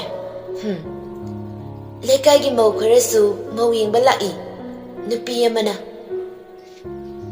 ꯏꯆꯦꯃ ꯅꯃꯧꯁꯦ ꯑꯣꯟꯊꯣꯛꯅꯁꯨ ꯐꯖꯩ ꯍꯥꯏꯕ ꯃꯆꯤꯟ ꯃꯈꯥꯅ ꯃꯔꯣꯟ ꯑꯃ ꯌꯥꯡꯂꯤꯕ ꯍꯣ ꯑꯗꯨꯅꯦ ꯑꯩꯗꯤ ꯃꯆꯤꯟ ꯃꯈꯥ ꯌꯥꯡꯕꯁꯦ ꯑꯁꯤꯅ ꯍꯦꯟꯅ ꯄꯥꯝꯖꯈ꯭ꯔꯦ ꯑꯗꯨꯗꯤ ꯏꯆꯦ ꯃꯅ ꯍꯦꯛ ꯄꯥꯝꯖꯕꯗꯣ ꯊꯣꯛꯂꯦꯅꯦ ꯑꯗꯨꯅꯦ ꯑꯗꯣ ꯃꯥꯡꯒꯣꯜ ꯍꯣꯔꯦꯟ ꯆꯥꯛ ꯇꯣꯛꯂꯒ ꯕꯖꯥꯔ ꯆꯠꯂꯨꯁꯤ ꯍꯣꯏ ꯏꯆꯦꯃ ꯑꯁꯨꯝꯅ ꯄꯥꯎ ꯍꯥꯏꯗꯣꯛꯄꯁꯨ ꯍꯜꯂꯛꯅꯔꯦ ꯆꯥꯛ ꯏꯁꯤꯡ ꯆꯥꯅꯔꯗꯨꯅ ꯃꯃꯥ ꯅꯨꯡꯁꯤ ꯂꯩꯀꯥꯏꯒꯤ ꯃꯧ ꯑꯅꯤꯒ ꯄꯣꯠꯆꯩ ꯂꯩꯕ ꯆꯠꯈ꯭ꯔꯦ ꯃꯦꯗꯥ ꯖꯣꯟꯗꯣ ꯑꯣꯟꯁꯤꯟꯗꯨꯅ ꯀꯟꯅ ꯏꯁꯧ ꯂꯥꯡꯂꯤ ꯀꯩꯅꯣꯕ ꯅꯪꯅ ꯉꯁꯥꯏ ꯆꯥꯛꯇꯣ ꯐꯖꯅ ꯆꯥꯒꯦꯗꯤ ꯂꯩꯇꯦ ꯑꯗꯨꯝ ꯌꯦꯡꯂꯒ ꯂꯩꯗꯨꯕꯣ ꯅꯪꯅ ꯌꯦꯡꯃꯟꯗꯅ ꯑꯩꯅꯦ ꯆꯥꯛꯀ ꯄꯨꯛ ꯊꯟꯗ꯭ꯔꯦ ꯈꯪꯕ꯭ꯔꯥ ꯖꯣꯟ ꯏꯄꯥ ꯄꯥꯈꯠꯅ ꯑꯁꯦꯡꯕꯩ ꯊꯟꯗꯕ꯭ꯔꯣ ꯑꯗꯨ ꯑꯣꯏꯔꯗꯤ ꯑꯩ ꯆꯥꯛ ꯂꯧꯔꯨꯒꯦ ꯌꯥꯔꯦ ꯑꯩꯕꯨ ꯂꯥꯛꯄꯗ ꯉꯥꯏꯔꯤ ꯃꯧ ꯊꯤꯕꯣꯡ ꯂꯥꯎꯕꯤ ꯇꯥꯍꯟꯒꯦ ꯍꯥꯏꯔꯣ ꯑꯩꯅꯦ ꯈꯣꯏꯗꯧꯒꯁꯦ ꯌꯥꯝꯅ ꯁꯥꯎꯅꯤꯡꯉꯤꯗ ꯁꯦꯕ ꯁꯥꯎꯔꯅꯨꯕ ꯁꯦꯛꯄꯤ ꯑꯁꯤ ꯍꯥꯏꯔꯒ ꯃꯅꯥꯛꯇ ꯈꯔ ꯆꯪꯁꯤꯜꯂꯤ ꯅꯪ ꯑꯩ ꯅꯥꯛꯇꯒ ꯆꯪꯁꯤꯜꯂꯛꯀꯅꯨꯀꯣ ꯀꯥꯎꯊꯖꯔꯛꯁꯅꯤ ꯑꯁ ꯁꯦꯛꯄꯤ ꯑꯁꯨꯝꯅ ꯅꯨꯃꯤꯗꯥꯡꯒꯤ ꯃꯇꯝ ꯌꯧꯔꯗꯨꯅ ꯅꯨꯄꯤ ꯊꯤꯟꯅꯕ ꯍꯥꯏꯗꯨꯅ ꯃꯌꯥꯝꯗꯨ ꯀꯣꯏꯂꯥꯡ ꯂꯥꯡꯅꯔꯤ ꯅꯨꯡꯁꯤꯅ ꯕꯦꯝꯃ ꯆꯠꯂꯣ ꯅꯄꯨꯔꯣꯏꯕꯗ ꯈꯨꯔꯨꯝꯂꯨꯔꯣꯆꯣ ꯍꯣꯏ ꯃꯥ ꯃꯦꯗꯥ ꯖꯣꯟꯒꯤ ꯃꯅꯥꯛꯇ ꯂꯥꯛꯏ ꯖꯣꯟ ꯃꯄꯤ ꯏꯔꯥ ꯆꯦꯜꯂꯒ ꯀꯞꯂꯒ ꯂꯩꯔꯝꯃꯤ ꯃꯥꯒꯤ ꯃꯇꯧ ꯑꯁꯤ ꯃꯁꯥꯅ ꯌꯥꯗ ꯃꯥꯕꯨ ꯃꯦꯗꯥꯅ ꯆꯦꯟꯕꯤꯕꯒ ꯃꯥꯟꯅꯈ꯭ꯔꯦ ꯅꯨꯄꯤꯅ ꯀꯞꯀꯗ꯭ꯔꯥ ꯍꯥꯏꯔꯒ ꯃꯥꯅ ꯑꯣꯏꯅ ꯀꯞꯈ꯭ꯔꯦ ꯃꯦꯗꯥ ꯇꯞꯅ ꯆꯪꯂꯛꯇꯨꯅ ꯖꯣꯟꯒꯤ ꯃꯈꯣꯡ ꯑꯗꯨ ꯁꯣꯛꯂꯒ ꯈꯨꯔꯨꯝꯃꯤ ꯗꯥ ꯖꯣꯟ ꯑꯩ ꯆꯠꯂꯨꯈꯤꯒꯦꯀꯣ ꯖꯣꯟ ꯃꯦꯗꯥꯕꯨ ꯍꯧꯒꯠꯄꯤꯗꯨꯅ ꯆꯠꯂꯣ ꯑꯗꯣ ꯀꯩꯅꯣ ꯗꯥ ꯖꯣꯟ ꯅꯪꯅꯒ ꯀꯞꯄꯤꯗꯣ ꯈꯪꯗꯦ ꯑꯩ ꯄꯨꯛꯅꯤꯡ ꯌꯥꯝꯅ ꯅꯨꯡꯁꯤ ꯃꯦꯗꯥ ꯖꯣꯟꯒꯤ ꯃꯄꯤ ꯑꯗꯨ ꯇꯩꯊꯣꯛꯄꯤꯔꯒ ꯗꯥ ꯖꯣꯟ ꯑꯩꯁꯦ ꯅꯪꯒꯤꯅꯦ ꯅꯣꯏ ꯃꯥꯗ ꯂꯨꯍꯣꯡꯕꯁꯦ खरा थुजिन हायुको अइसुने अखोइ मादा हाइगेबा अदो से ए यामनख्रे दा जोन से नंगने मेरीगा सिंजु चामिनौको हय अइ चेलुखिगे अदा नंगनगा कपिदा नंगसे अइनगा यादना फारगा चिनबा मालेबा कपकनोबा कपरुई चलेको बाय बाय मेदासु मखादा कुमथख्रे गाड़ी दु तोंदुना मेदाबु मयाम अदुना थिनख्रे सोमदा जोंदी बेलकोनी दुदा चेंथुरागा मेदाबु ममिन अदुना ताना ताना थोंगाल लांथोग्रा फावबा येंगदुना ले मनिंगदगी मनी थोइबना अस यारेदा खरे येंगलदे नंगा कदो लोइना सांगलनी नंगबु जिराफ मालने हबा कइनो नथौरा इतु येंगजबनी हैमा जॉन कईगिनो नंगना कपिदुना बाय अई थवा याम नुंगाइते अस यारे येंगिंद्रे कानदे लाव चाक तुम चाउसे नंगसु हयवाई नुपी चेलगा खंगनी खंगब्रा अइना कपिसिदे नंगनी हेनी होय बोयबा यारेबा लाव चावन चारस लाव थिबो लाव हाइसिनी लाव इस मेरी कनसु नोंबदगी इमुंग अदु खरदी याइफरे चंसु स्कूल चांग नाइना चटपा ngamle मेरी ममा की फोटो अदुदा येंगलगा ममा बाबा सिंह सिदी ज्ञान याम तारे युसु थक्ट्रे अदुगा ममा चंसु स्कूल चांग नाइना चले अइसु बाबा ना लबु पाकना चटनद्रे ममा अइना मतम अमदा ममा गी दा फौबा लेबा ngamkitaba ममा नचाबुदी वारोगनुको अदुबु ममा मथंग मपोग हाइबदुना लेरमलबदी ममा नंगसे अइगी इमा ओइना फंगजगेको ममा नंगसे यामना नुसिये असु नुसिबा नंगसे करिगी इफमदगी लामना चलिबनो थोय मपागी मकोल ताबदा मपी एदु ससु तैथोक्तुना बाबा लाओने चाक से सारसे ओय बाबा चारसे लाओ लाओ मपा मचानी दु इमुंग द पुन्ना चमिनरक्तुना चाक इसिंग चामिनख्रे Gita ngasi fawba napal hendri machagi damakta nupi ama muksin tawi adubu tamtinna yaba ko balaiti Maga hainariba nupising adugi managda chatchatuna mana loina haidobri. Tomthin masa adu nongmagi asumasum saksilai. Mamana machabu yamna nungsi. Machana nunghaina hingau baibasi. Mama mapagi pungning adu pinjagadoribani. Adubu gitana kamdoriba. Ranbir machagi fubam adu yengba ngamdre. Mama, karino nangna tauribase? Aina gadoragi moy pama. Nacha asina chak chadriba. Mangduna ta leiriba. Asigidamakta nangna themjinbige di leite. Karino ba nangna numit kudingi nupi haiba chalibase? Aidi madugi lairachudana bi tawngambido. Hoidi pamjadiye. Noi nupina ahenba pamase pamkrida. Aikhoigi asugyamba lantumsingse asidagi hena karamba amu pamlige mama. Nupi nang aibu yamna sawangeno. Aina haiba ngangbada indaba tawgano. Chalo nachado chak pijarujo. Aikhoidi ijat amagi makhada hingzabane. Hairamlaga machagi kada chak puduna kakhalai. Ibunga nang masuni chakse saro. Karino angang machaga chapeng mane. Nangsu namaigi wase kharadi tabiba yabane. Nang namaro nama namaigi wase amate tade. Tomthin kumlakte. Ibunga thoiba tabra.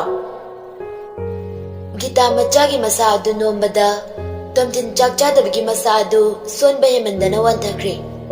Gita pakatna mapure babu kori. Moy pabu nachase kainom tawkre amung talakpiyu ba? Ibungo se tabra ba? Asumna doctor kauduna yengali. Doctor aduna intizana yenglaba matung kaisu tawrida masa asi chada thaktabagi masa sundarapane. Ibungo doctor ichase kaisu tawre ko? Kaisu ri tawre. Adubu ima mahakse wakal nungaina thambiyu. Natrabadi mahakse brain tumor nabagi chance awangi. Aduna ima khoina khara cheksinjana senabiyu. Chaba thakpa matamna henbiyu. Ma aina sida ijari beidakse chang naina pijabiyu. Hoi ibungo. Adudi ma ayamu. Ibungo ipa thendokjage. Hoi pabung. Adudi lingthoase. Gita machagi manakta famduna gyan tarakpa ngairi. Napal na yomlabi kita ngasi machagi matau ubada gyan tare. Mabungning nusina wakalda khali. Aigi wakalse kayada thelibana. Aina arangarakta tawrubana. Ngasidi ichana sigumba fibamse yoribane. Masi pumnamak aina niko. Haise mama amoibada matik yamna chadre. Tomthin masa adu khare lingnai. Ibunga thoiba gyan tarabo se chabu gyan tarabo. Ma ai isingi tathake. Ha ima bigi se ima bigi se. Nakanda leiriba ising adu macha adu de inbiraga. Se yarabo. Hoi ma se ima chaga saba kitang ilake. Ma ai chak chaningde. Thoiba chak chadrawadi nangbu nasado somlanine. Ngasidi ima maithire. Ima lale thoiba. Hayeng magchatuna ima wada hairukige. Se chakse kitang oirasu chase ba nasado yarari. Ima se asumna mamana machabu chak inbiraduna pothankre. Matangay yugda numaising oibana ibol thabot chathuamde. Chan mapagi manakta famlaga lairik pari. Mary makuta cha glass ahum paiduna thogai. Angang oizarabasu thaba ama tawba matamda ichutana fazana tawi. Baba se Chan lao cha se ana thaase. Kadai ichagi cha se nongmata thaudradi ipase. Isa inu nungaitene is Baba chichi se yam hai ko chalon basu hai chak thong basu hai adudaidi phisa basu adu chiche ngasidi sandinina uti thong bacha se is hai gumdana icha thwai uti thongbadum chasidana chak to taptai charaga ipane pothage nan kaidi thabak chatpanina pothawa phangde ai babana yamna pamjaba uti asangbada adu thonge as ai dingasi chak mayam charani chicha chak mayam thongu ko hai hai asumna mapam machana wari sanaringe sumang adu dagari makhamna I ahum du sumang da miting thami ranbir ga gita ga kumthare I ibohaldi lagni basing adu kanano matta khangdi adubu meri di masadu mi pai ba for I ibohal tamna hawatuna mayam kana kana somda ngkpiyu ba hoi hoi chan fidani puthoragduna family bema thoibi cholo cho mi lai se cha puthoro hoi baba gita tapna ibe mameri ngai ko ima wam tai ge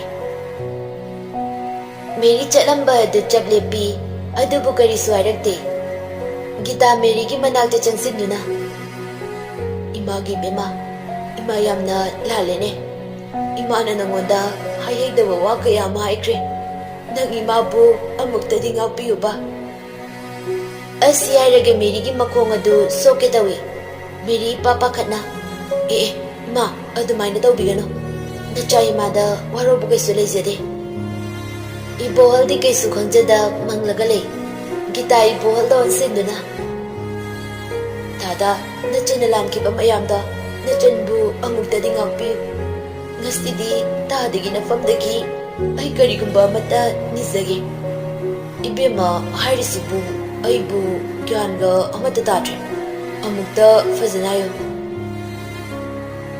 gita haukraba mana merida ngangkiba mayam adu ibohalda loina manghairami gita makun ani lonaduna tada nacha merise aigi mawoizarage masi matangdi ayaba pibiyo ibema tada nachana phigau sanani jari ibohal macha meri di inglaga ipagi bema nangna kari khaliba ma nachabu waro bigano nachadi longbada yaba ngamjare aigumba lari sudana bi mana konungum laba yumaduda moibada matik chade ibema ima lale imana lairaba buhanta de yingre ngasidi ima tasingna lale ai ngasidi yamna ningamdre nang aigi chagi thawaida adu tangdi kanbiyu ba ranbir ngasaidagi tumina leibani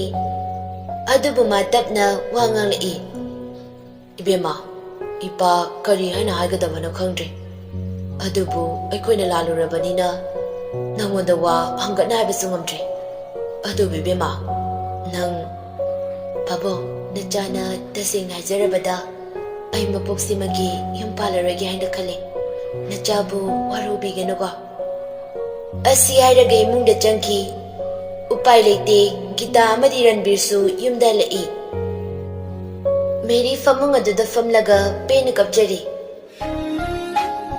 tatumden nang ai budi warogano ko ai nangbu nungsidabadi nati adubu mebegi chena kaduna tamliba awanga nengi pallase ai lan thokduna chatpagi se ai pangal thokpa gamdre ai kidawai bado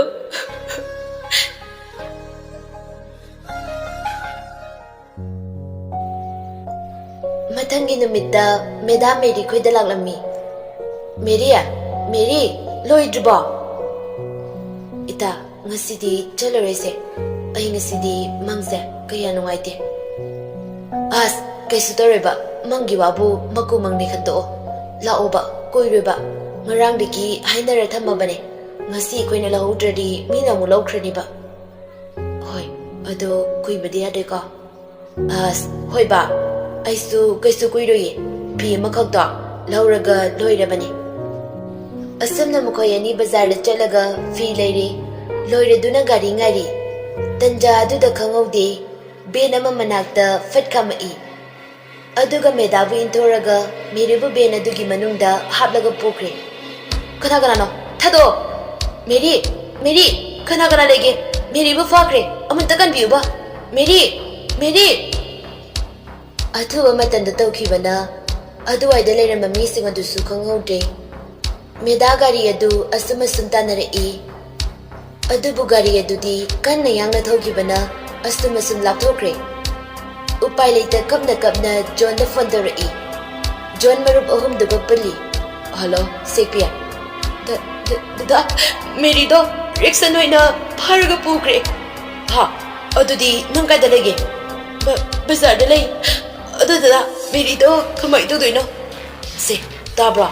Mary do kisu tawe. Akoy fangnaba thirake. Nang yumda chalo. Hoi. Ado noi fangnaba di thibiyu ko. Hoi, chalo ba. John marup ani di don sillaga. Bye. Mary do Rickson hoina fakre. Ha.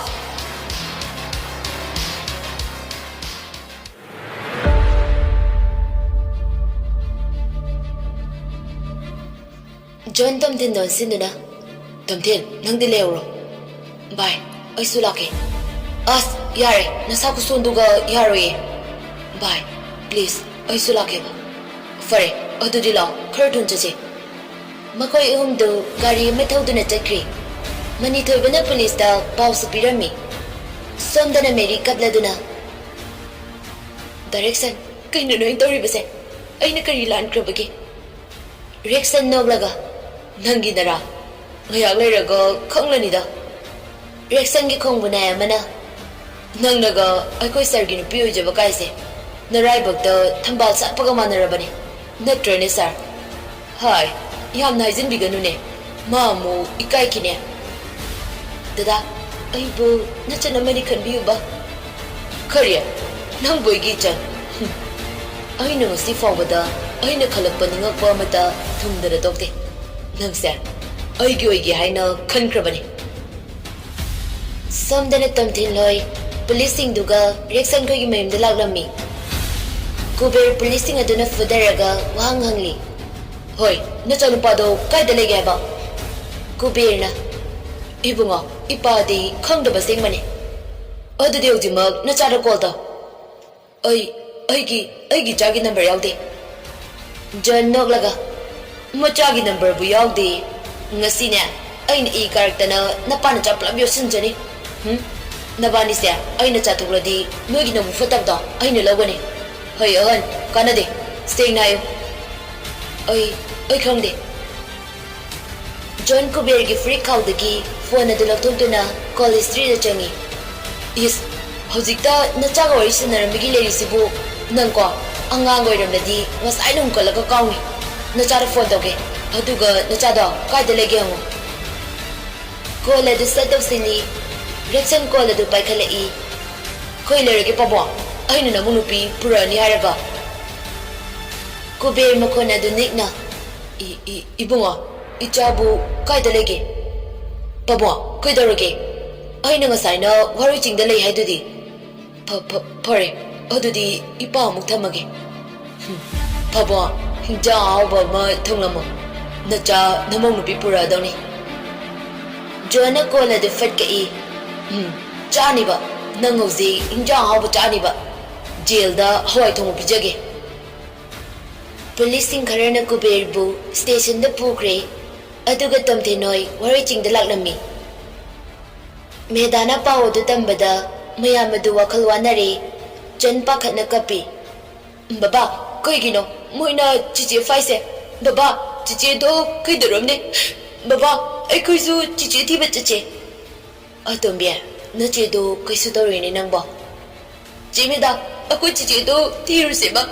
Akoi chiche do mathanda lebe ang waramni. Chimeda, thiruse akoi chiche thiruse. Chad, chiche do kaisu tawri. Police oi dazon hoina soidina yumda purakani. Chiche, akoi che do kaisu tawri ko. Tawri. Somdana, yare, noi thokro. Tada, adumna tawbigano. Aibu, nachana magumda khanbiyo. Nungsibya, nang dadana fazana haringida yaroba. Dada, adumna tawbigano. Nachanna khulonaduna haizariye. Yes, nungsibiya. Asi hairaga merigi manakta tamna tamna chingsili. Dada, adumna tawbigano. Kana kana lege, aibu amta kanbiyo. Dada, aibu nachalamani kanbiyo. Kana kana lege, aibu amta kanbiyo. Lauro, nangna kana laurasu nangbu kanbinaba kanasu leite. Asi hairaga meribu namjana thenagi tawi. Adubu tunglomdagi khangauda reaction mu masa adu paiduna chingkalai. Tomthin yamna sauna reaction mu fudai.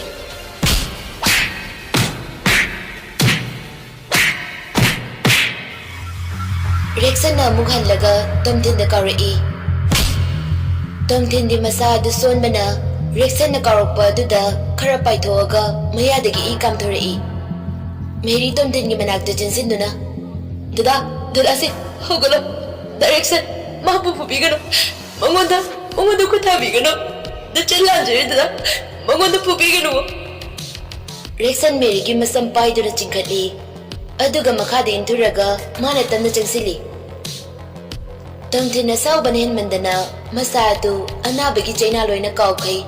Fugagotuna reaction bu fudare. Aduga Meri bu gotpi. Tomthin Asi hairaga magi fiduna tomthingi chimbalda tholiba I adubu daithokpi. Adubu reaction wana gotuna tomthinda nongmaina kablai. Madu bada Merina. Da tomthin! Si haiduna masadu intoi. Adubu nongmai adugi safuna kanbana tomthingi makutyeki pambomda pali. Maninglamdagi thaninna reaction na nongmaina kablai. Khudagaduda reaction punsi longki. Tomthin masadu sonbana khudagaduda gyan mangkre. Meri kablaga. Da tomthin se hogolo ba. Dangai banungsi draba. Ay nang banungsi. Dada, ay nang banungsi. Hogolo se hogolo ba.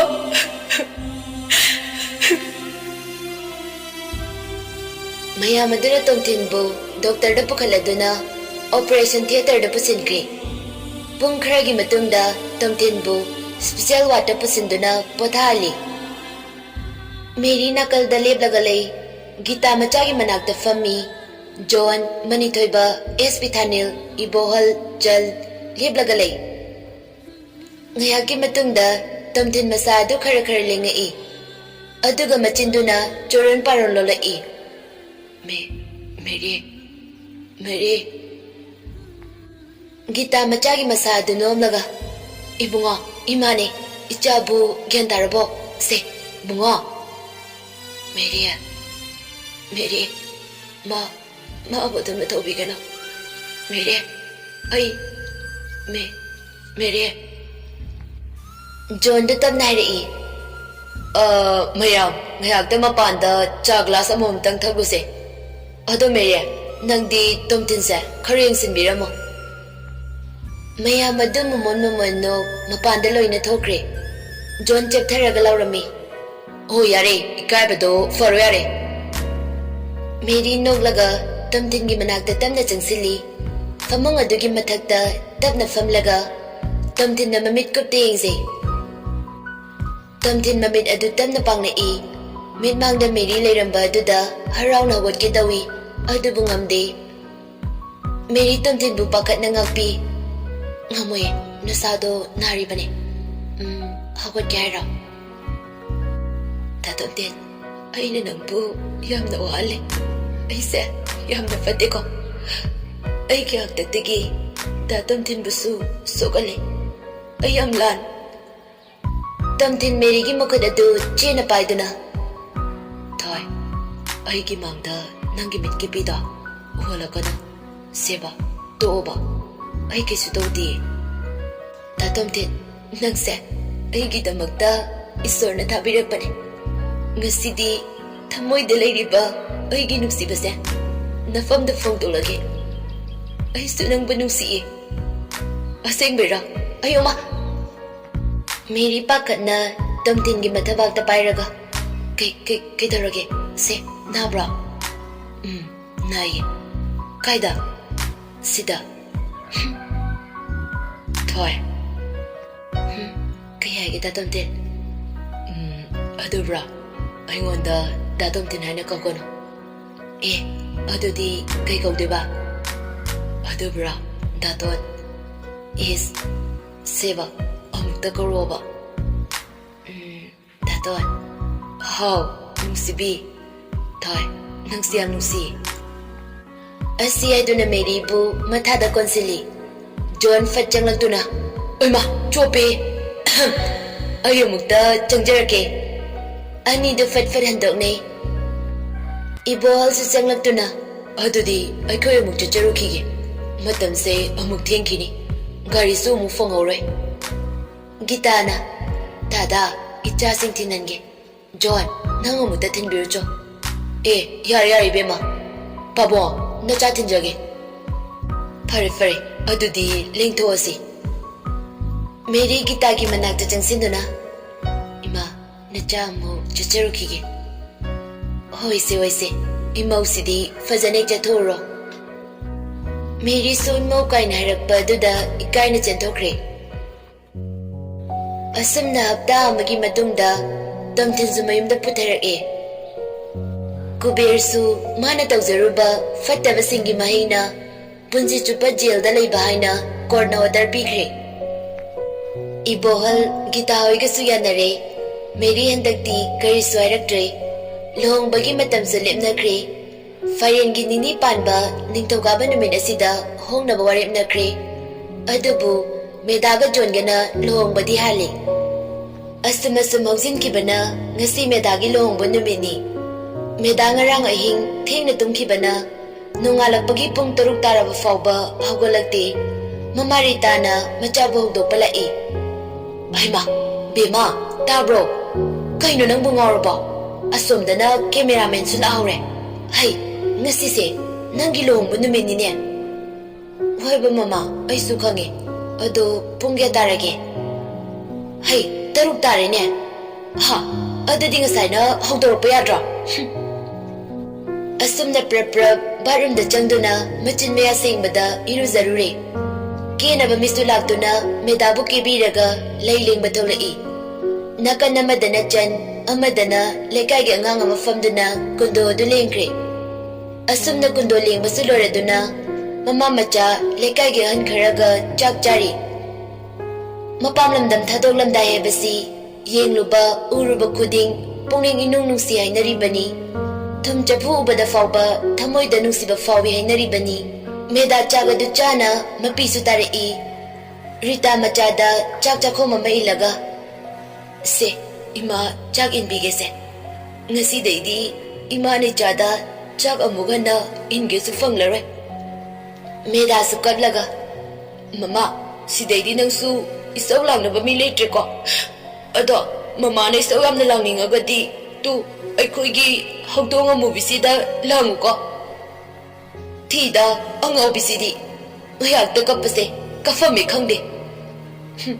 Nangbu naan kaidi aise lohongkro na yam haide aduga kaigi kapino. Yare nangne chaktu tumina charo. Asamna lohongba su loikre. Tamthin masa du pangna kandabana lohongba du yaurangdre. Mamanaba taiga John ga party tauri. Mani twbiyu ngauri harai. Vai, aikoi dagidi nang nahanane natudo thiba hankrene. Fare, aikoi gi punsi sidine nupi thibaga fanglaroi. Ada nangdi khara yamna thakchilu. Hore na maido khara thagatnaba. Ada noi amaduna amuk kokthabiraksani. Yes, kainoda mana ngamyabra. Mapandagi mama nungsina larai. Ibungo, chak si charo lao. Imaw si chak lamamani. Hoy palem. Bye. Nusida ngihafam lamu ko. Ayamu fatlaw na tholake. Akoy nupido chak lamamani. As, hoy. Luong badangari masidi yarara. May nupi na soydana kudomi matonda umkrani. John ngauri twbiyu da changlai. Leisabi Mayamna pulap chaw haiduna ani da chak punna chamine.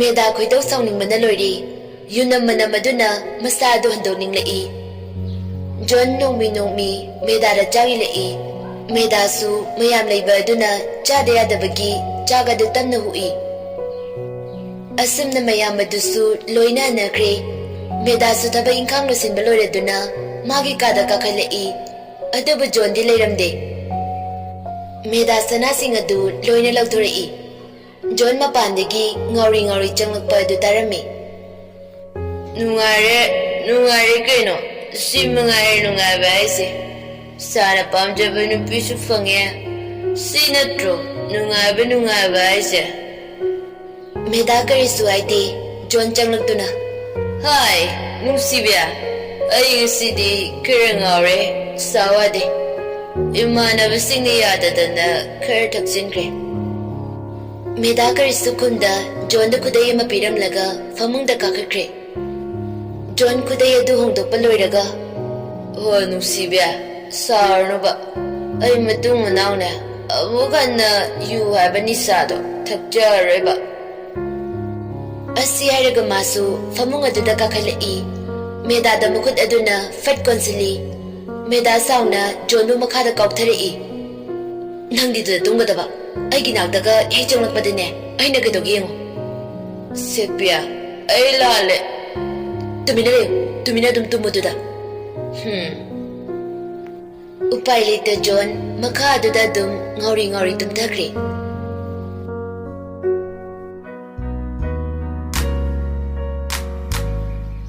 Ngasi medagi mangani chakawba numitni Tomthinsu masa khara faraduna chakawba du chatpa yawi Lekagi mamanaba khaiga John hoi chakawba chalami Mary su meda khogi mayumda thaba inkang tawba yaurami Asumna mana thaba inkang tawringaida Borga langminaba nupasing aduna Mary bu ubada pungaw ngawkri Piktak tawna rasi laybi aduna monghada Mi bungawan bangambi Misumbi Minok adunoglai Adu ubada nupasing adu mamit ko pagkawkri Maya dahing chang mafawa yawnari Yeng badagi handong nara adana murum sonbasi yawnari Nupa mana Bah!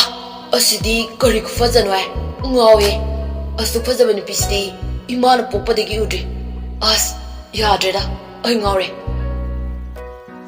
Nupa mana mo As yare Asidi aigine Ay nana ubane Magi asigi minoksidane Ay nangasaydigi somna ngawraga tarise Kaidino nang nanurasu nusibadai nale Aduna aigi yorani Mayam aduna merisi magine haina panghaida haine Tamthinsu taribani Masadu khambanba faraktuna Machingadu tumthoaga murum soli Masigi picture Irang yamna tawbrabuko fudadoinyo Masi imungda lagi haidiba Mayam adu sonaba ngangnaba yengnaba lepte Tomthin sauningna medada call tarei Hello da Tomthin kedarage Meda Mary mukta pahalo Hoi Asi aiduna Mary da phone adu pirei Mary da Tomthin na phone paira oi Mary phone adu lawduna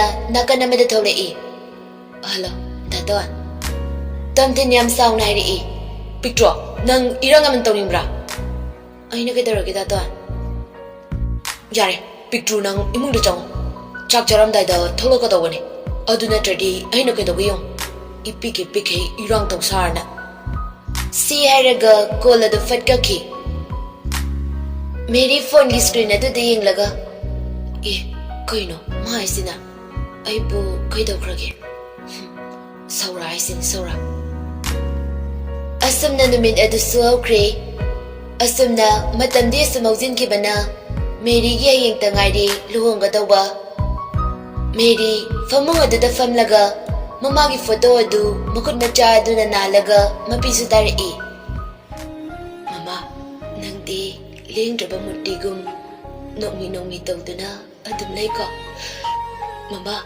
ay hayeng degidi yum se thadokduna chelani nacha yum raksaga yongedawri adubu Mama matam asida Mama nang naizarmadi Nachana raw na ꯌꯨꯝꯁꯤꯗꯒꯤ ꯈꯣꯡ ꯊꯥꯡꯒꯗꯕꯅꯤ ꯑꯗꯨꯕꯨ ꯃꯃꯥ ꯅꯪꯗꯤ ꯏꯐꯝꯗꯒꯤ ꯂꯥꯞꯅ ꯆꯠꯈ꯭ꯔꯦꯀꯣ ꯑꯁꯨꯝꯅ ꯀꯞꯂꯤꯉꯩꯗ phone ꯑꯗꯨ ꯔꯤꯡꯈꯤꯡꯂꯛꯏ ꯃꯦꯔꯤ ꯃꯄꯤ ꯑꯗꯨ ꯇꯩꯊꯣꯛꯇꯨꯅ ꯇꯞꯅ ꯄꯥꯏꯔꯛꯏ ꯊꯣꯏ ꯇꯥꯏꯌꯦ ꯑꯦ ꯊꯣꯏ ꯀꯞꯄꯤꯔꯣ ꯀꯞꯇꯦ ꯊꯣꯏ ꯅꯪ ꯗꯥꯇꯣꯟꯗ ꯋꯥ ꯂꯣꯠꯀꯅꯨ ꯗꯥꯇꯣꯟ ꯃꯃꯥꯗꯣ ꯂꯩꯖꯔꯝꯃꯗꯤ ꯃꯌꯥꯝꯅ ꯍꯔꯥꯎꯅꯤꯀꯣ ꯑꯗꯨꯕꯨ ꯃꯃꯥꯗꯤ ꯊꯣꯏ ꯌꯥꯔꯁꯦ ꯀꯞꯀꯅꯨꯕ ꯇꯥꯕ꯭ꯔꯣ ꯁꯦꯕ ꯇꯣꯛꯑꯣꯕ ꯅꯪꯒꯤꯗꯃꯛꯇꯗꯤ ꯑꯩ ꯂꯩꯁꯤꯗꯤ ꯊꯣꯏ ꯑꯩꯒꯤ ꯄꯨꯟꯁꯤꯁꯦ ꯅꯪꯒꯤꯅꯦ ꯗꯥꯇꯣꯟ ꯁꯦ ꯇꯣꯛꯑꯣꯕ ꯑꯗꯣ ꯅꯪ ꯆꯥꯛ ꯆꯥꯔꯕꯣ ꯆꯥꯔꯦ ꯑꯗꯣ ꯑꯩ ꯀꯩꯅꯣꯝ ꯍꯥꯏꯒꯦꯅꯦ ꯍꯌꯦꯡꯗꯣ ꯑꯌꯨꯛ ꯈꯤꯇꯪ ꯊꯛꯀꯦꯀꯣ ꯃꯦꯔꯤ ꯀꯞꯂꯝꯕ ꯑꯗꯨ ꯇꯣꯛꯑꯒ ꯇꯞꯅ ꯃꯣꯡꯍꯥꯗ ꯍꯥꯏꯔꯛꯏ ꯗꯥꯇꯣꯟ ꯑꯩꯗꯤ ꯅꯪ ꯌꯨꯒ ꯊꯛꯑꯕ ꯑꯩꯅ ꯀꯩꯗꯧꯒꯦ ꯌꯦꯡꯉꯣ ꯀꯩꯗꯧꯗꯣꯏꯕ ꯑꯩꯗꯤ ꯀꯞꯇꯣꯏꯅꯦ ꯐꯥꯒꯤ ꯇꯧꯅꯤꯗ ꯑꯩꯗꯤ ꯑꯩꯈꯣꯏ ꯊꯣꯏꯅ ꯌꯥꯗꯕ ꯊꯕꯛ ꯑꯃꯇ ꯇꯧꯔꯣꯏꯌꯦ ꯑꯗꯣ ꯐꯔꯦ ꯅꯪꯁꯨ ꯄꯣꯊꯥꯔꯣ ꯍꯌꯦꯡꯗꯤ ꯌꯥꯍꯧ ꯉꯟꯅ ꯍꯧꯒꯠꯀꯦ ꯍꯥꯏꯅꯤ ꯑꯗꯣ ꯀꯞꯂꯅꯨꯕꯀꯣ ꯊꯣꯏꯅ ꯀꯞꯄꯁꯦ ꯗꯥꯇꯣꯟꯒꯤ ꯊꯃꯣꯏꯗ ꯆꯩꯅꯥ ꯐꯥꯎꯏꯀꯣ ꯇꯨꯝꯃꯣ ꯇꯨꯝꯃꯣ ꯍꯣꯏ ꯗꯥꯇꯣꯟ ꯒꯨꯗ ꯅꯥꯏꯠ ꯊꯣꯏ ꯈꯧꯔꯥꯡꯅ ꯉꯥꯏꯖꯔꯛꯄ ꯅꯤꯡꯉꯣꯜ ꯑꯣꯏꯕꯤꯁꯤꯡꯅ ꯑꯁꯦꯡꯕ ꯃꯌꯨꯝꯗ ꯂꯩꯒꯗꯕ ꯅꯨꯃꯤꯠꯇꯨ ꯌꯧꯔꯛꯂꯤ ꯅꯨꯃꯤꯠ ꯊꯣꯛꯇ꯭ꯔꯤꯉꯩ ꯃꯇꯝꯗꯒꯤ ꯅꯨꯄꯥ ꯃꯌꯨꯝꯗꯨ ꯃꯤ ꯇꯤꯟꯕ ꯂꯥꯡꯕ ꯍꯧꯔꯛꯂꯤ ꯅꯨꯄꯤ ꯃꯌꯨꯝꯗꯨꯁꯨ ꯃꯤ ꯌꯥꯝꯅ ꯇꯤꯜꯂꯤ ꯑꯁꯨꯝꯅ ꯀꯦꯅꯕ ꯃꯤꯁꯨ ꯂꯥꯛꯇꯨꯅ ꯃꯦꯔꯤꯕꯨ ꯀꯨꯟꯗꯣ ꯂꯦꯡꯅꯕ ꯀꯦꯕ ꯍꯧꯈ꯭ꯔꯦ ꯃꯦꯗꯥꯁꯨ ꯉꯟꯇꯥ ꯂꯥꯛꯏ ꯀꯦꯕ ꯑꯗꯨ ꯂꯣꯏꯔꯛꯄꯗ ꯀꯦꯔꯤꯕꯤꯗꯨꯅ ꯍꯥꯏꯔꯛꯏ ꯋꯥ ꯀꯔꯤ ꯈꯨꯐꯖꯅꯣ ꯂꯥꯏꯒꯤ ꯃꯆꯥ ꯃꯥꯜꯂꯦ ꯍꯥꯏꯕ ꯅꯨꯄꯥꯅ ꯉꯥꯎꯕꯗꯤ ꯂꯥꯏꯔꯗꯅ ꯑꯩ ꯐꯥꯎꯕ ꯉꯥꯎꯔꯦ ꯍꯥꯏꯕ ꯏꯕꯦꯝꯃ ꯅꯪ ꯂꯧꯕ ꯅꯨꯄꯥꯗꯨꯗꯤꯅꯦ ꯃꯔꯥꯏꯕꯛꯇ ꯍꯩꯅꯧ ꯄꯥꯟꯕꯒ ꯃꯥꯟꯅꯔꯦ ꯃꯦꯔꯤ ꯋꯥ ꯉꯥꯡꯗ ꯅꯣꯛꯏ ꯂꯩꯔꯤꯕ ꯃꯌꯥꯝꯗꯨꯁꯨ ꯂꯣꯏꯅ ꯅꯣꯛꯏ ꯃꯦꯗꯥꯅ ꯀꯌꯥꯝ ꯐꯖꯔꯖꯥꯠꯅꯣ ꯑꯩꯁꯨ ꯑꯃꯨꯛꯇ ꯌꯦꯡꯖꯒꯦ ꯁꯣꯝꯗꯅ ꯇꯣꯝꯊꯤꯟꯁꯨ ꯃꯦꯗꯥꯗ ꯚꯤꯗꯤꯑꯣ ꯀꯣꯜ ꯇꯧꯗꯨꯅ ꯃꯦꯔꯤꯕꯨ ꯌꯦꯡꯒꯦ ꯍꯥꯏꯅ ꯄꯥꯏꯔꯤꯕꯅꯤ ꯎꯒꯗꯕ ꯂꯩꯔꯕ ꯁꯛ ꯑꯁꯤꯗ ꯍꯦꯟꯅ ꯌꯦꯡꯅꯤꯡꯕꯅ ꯉꯥꯎꯔꯦ ꯃꯦꯗꯥ ꯐꯣꯟ ꯑꯗꯨ ꯊꯥꯡꯖꯤꯟꯗꯨꯅ ꯑꯩꯃ ꯁꯤꯗꯤ ꯀꯔꯤ ꯈꯨꯐꯖꯅꯣ ꯇꯣꯝꯊꯤꯟ ꯃꯦꯔꯤꯕꯨ ꯎꯖꯕꯗ ꯃꯁꯥ ꯑꯗꯨ ꯃꯊꯨꯝ ꯃꯔꯥꯡ ꯍꯧꯏ ꯏꯆꯝ ꯆꯝꯅ ꯃꯍꯧꯁꯥꯒꯤ ꯃꯥꯏꯊꯣꯡꯗ ꯁꯨꯀꯤ ꯀꯦꯗ ꯂꯩꯖꯔꯨꯕꯅꯤ ꯑꯗꯨꯕꯨ ꯉꯁꯤꯗꯤ ꯈꯨꯠꯁꯦꯝꯒꯤ ꯑꯣꯏꯕ ꯃꯦꯀꯞ ꯑꯗꯨꯅ ꯈꯤꯇꯪ ꯀꯦꯁꯤꯟꯕꯗ ꯍꯦꯛ ꯑꯎꯕ ꯃꯤꯅ ꯀꯦꯟꯗꯅꯤꯡꯉꯥꯏ ꯋꯥ ꯂꯩꯇ꯭ꯔꯦ ꯁꯅꯥꯗ ꯇꯝꯄꯥ ꯊꯤꯟꯕꯒ ꯃꯥꯟꯅꯔꯦ ꯑꯗꯨꯛꯀꯤ ꯃꯇꯤꯛ ꯐꯖꯩ ꯑꯁꯨꯝꯅ ꯀꯨꯟꯗꯣ ꯂꯦꯡꯕꯁꯨ ꯂꯣꯏꯈ꯭ꯔꯦ ꯅꯨꯡꯊꯤꯜꯒꯤ ꯃꯇꯝꯗ ꯕꯣꯔꯗꯨ ꯃꯌꯨꯝꯗꯒꯤ ꯖꯇ꯭ꯔꯥ ꯇꯧꯗꯨꯅ ꯊꯣꯛꯂꯛꯏ ꯃꯦꯔꯤ ꯃꯁꯥ ꯑꯗꯨ ꯄꯥꯈꯠꯄ ꯐꯥꯎꯏ ꯙꯣꯜꯒꯤ ꯃꯈꯣꯜ ꯑꯗꯨ ꯇꯥꯕꯗ ꯃꯤꯍꯨꯜꯒꯤ ꯈꯣꯟꯖꯦꯜ ꯑꯗꯨ ꯑꯗꯨꯛꯀꯤ ꯃꯇꯤꯛ ꯀꯟꯈꯠꯂꯛꯏ ꯃꯅꯥꯛꯇ ꯂꯩꯔꯝꯕ ꯃꯃꯥꯟꯅꯕꯤꯁꯤꯡ ꯑꯗꯨ ꯕꯣꯔ ꯂꯥꯛꯄ ꯑꯗꯨꯗ ꯊꯣꯡꯅꯥꯎ ꯑꯗꯨꯗ ꯆꯦꯟꯊꯣꯛꯇꯨꯅ ꯌꯦꯡꯅꯩ ꯋꯥꯡ ꯆꯥꯎꯔꯕ ꯆꯨꯝ ꯐꯤꯔꯥꯟ ꯆꯥꯔꯕ ꯅꯨꯄꯥ ꯑꯗꯨꯅ ꯅꯣꯛꯃꯤ ꯇꯧꯗꯨꯅ ꯆꯪꯂꯛꯄ ꯑꯗꯨꯗ ꯃꯌꯥꯝ ꯑꯗꯨ ꯃꯤꯠꯐꯝ ꯍꯣꯡꯅꯗ꯭ꯔꯦ ꯂꯩꯁꯥꯕꯤ ꯑꯃꯅ ꯍꯩꯃꯥ ꯕꯣꯔꯁꯦ ꯌꯥꯝ ꯐꯖꯩ ꯍꯥꯏꯕ ꯑꯗꯨꯅꯦ ꯑꯁ ꯆꯦ ꯃꯦꯔꯤꯁꯦ ꯃꯔꯥꯏꯕꯛ ꯌꯥꯝ ꯐꯩꯀꯣ ꯃꯦꯔꯤ ꯃꯌꯥꯝ ꯑꯗꯨꯅ ꯐꯖꯩꯅ ꯉꯥꯡꯅꯕ ꯑꯗꯨꯗ ꯃꯥꯁꯨ ꯌꯦꯡꯅꯤꯡꯗꯅ ꯃꯃꯥꯏ ꯑꯗꯨ ꯈꯔ ꯅꯣꯡꯈꯠꯇꯨꯅ ꯌꯦꯡꯉꯤ ꯑꯗꯨꯕꯨ ꯀꯦꯔꯤꯕꯤꯗꯨꯅ ꯍꯥꯏꯔꯛꯏ ꯍꯣꯏ ꯏꯕꯦꯝꯃ ꯍꯣꯔꯦꯟꯅꯦ ꯃꯥꯝꯇꯣꯛ ꯃꯌꯥꯏꯗ ꯑꯣꯏꯅ ꯄꯦꯟꯅ ꯌꯦꯡꯖꯔꯣ ꯅꯪꯅ ꯂꯦꯡꯕꯗ ꯑꯩꯅ ꯁꯣꯏꯗꯅꯅꯦ ꯍꯤꯇꯨꯝꯁꯤꯅ ꯊꯤꯜꯂꯗꯤ ꯗꯣꯛꯇꯔ ꯌꯧꯅꯅꯤꯀꯣ ꯃꯦꯔꯤ ꯏꯀꯥꯏꯅ ꯃꯃꯥꯏ ꯑꯗꯨ ꯅꯣꯟꯊꯈꯤ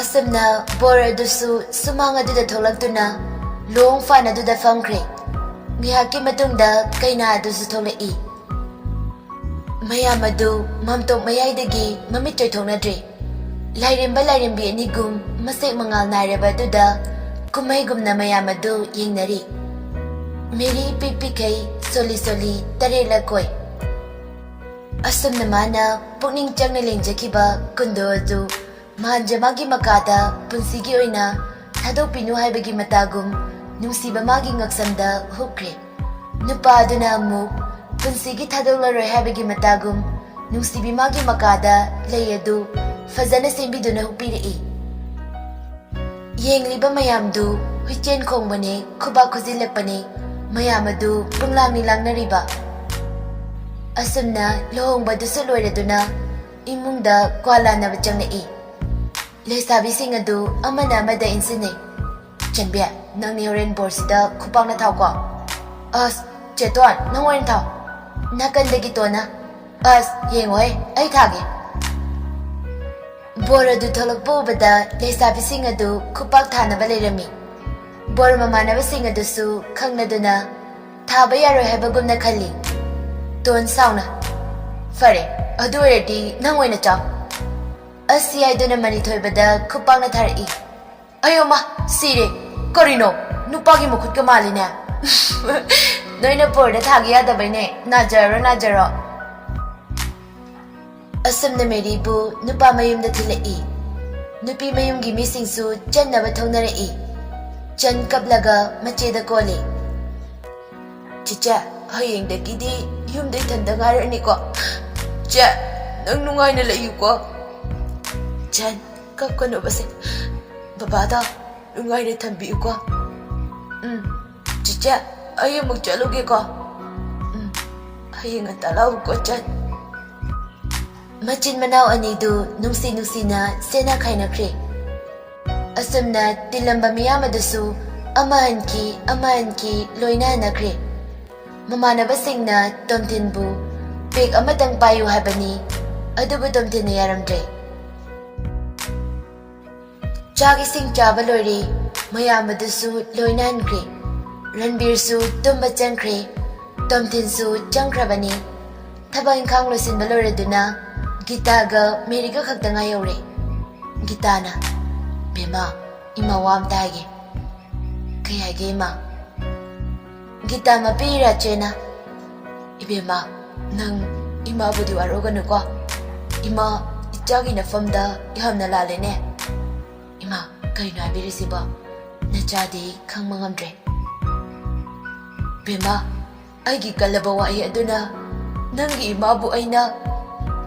ꯑꯁꯤ ꯍꯥꯏꯗꯨꯅ ꯋꯥꯔꯤꯁꯤꯡ ꯑꯗꯨ ꯂꯤꯔꯝꯃꯤ꯫ ꯃꯦꯔꯤ ꯃꯥꯏꯊꯣꯡꯗ ꯀꯩꯁꯨꯝ ꯈꯟꯗꯕ ꯁꯥꯔꯒ, ꯏꯃꯥ, ꯌꯥꯔꯁꯦ, ꯑꯩ ꯀꯩꯁꯨꯝ ꯈꯟꯗ꯭ꯔꯦ, ꯍꯧꯖꯤꯛꯇꯤ ꯃꯇꯝꯗ ꯍꯧꯈ꯭ꯔꯦ꯫ ꯏꯃꯥ, ꯑꯩꯁꯦ ꯏꯃꯥꯒꯤ ꯏꯕꯣꯛꯇꯨꯒꯤ ꯅꯆꯥ ꯅꯠꯇ꯭ꯔꯕꯁꯨ ꯏꯃꯥꯅ ꯍꯦꯛ ꯄꯣꯛꯄ ꯅꯆꯥꯅꯤ ꯈꯟꯕꯤꯌꯨꯀꯣ꯫ ꯃꯥꯅꯦ, ꯅꯪꯗꯤ ꯑꯩꯒꯤ ꯏꯃꯧ ꯅꯠꯇꯦ, ꯏꯆꯥꯅꯦ꯫ ꯏꯃꯥ, ꯐꯔꯦ ꯐꯔꯦ, ꯆꯪꯉꯣ ꯄꯣꯊꯥꯖꯔꯨꯔꯣ꯫ ꯍꯣꯏ ꯏꯃꯥ꯫ ꯃꯦꯔꯤ ꯇꯞꯅ ꯃꯥꯒꯤ ꯀꯥꯗ ꯆꯪꯂꯛꯏ꯫ ꯐꯃꯨꯡꯗ ꯇꯣꯝꯊꯤꯟ ꯐꯝꯂꯒ ꯂꯩꯔꯝꯃꯤ꯫ ꯋꯥꯉꯥꯡꯗ ꯗ꯭ꯔꯦꯁꯤꯡ ꯇꯦꯕꯜ ꯃꯃꯥꯡꯗ ꯇꯞꯅ ꯐꯝꯊꯗꯨꯅ ꯁꯅꯥꯁꯤꯡ ꯑꯗꯨ ꯇꯞꯅ ꯇꯞꯅ ꯂꯧꯊꯣꯛꯏ꯫ ꯂꯤꯛ ꯑꯗꯨ ꯂꯧꯊꯣꯛꯀꯦ ꯇꯧꯕꯗ ꯇꯣꯝꯊꯤꯟꯅ ꯇꯞꯅ ꯃꯅꯤꯡꯗꯒꯤ ꯂꯧꯊꯣꯔꯛꯏ꯫ ꯑꯩꯈꯣꯏ ꯅꯨꯄꯤꯁꯦ ꯉꯁꯤꯒꯤ ꯀꯞꯄꯗ ꯋꯥꯔꯝꯃꯅꯤ꯫ ꯑꯗꯒꯤ ꯑꯁꯨꯛ ꯌꯥꯝꯕ ꯃꯇꯦꯝ ꯀꯥꯏ ꯃꯌꯥꯝꯁꯦ ꯁꯤꯖꯤꯟꯕꯗ ꯑꯩꯈꯣꯏ ꯊꯣꯏꯁꯦ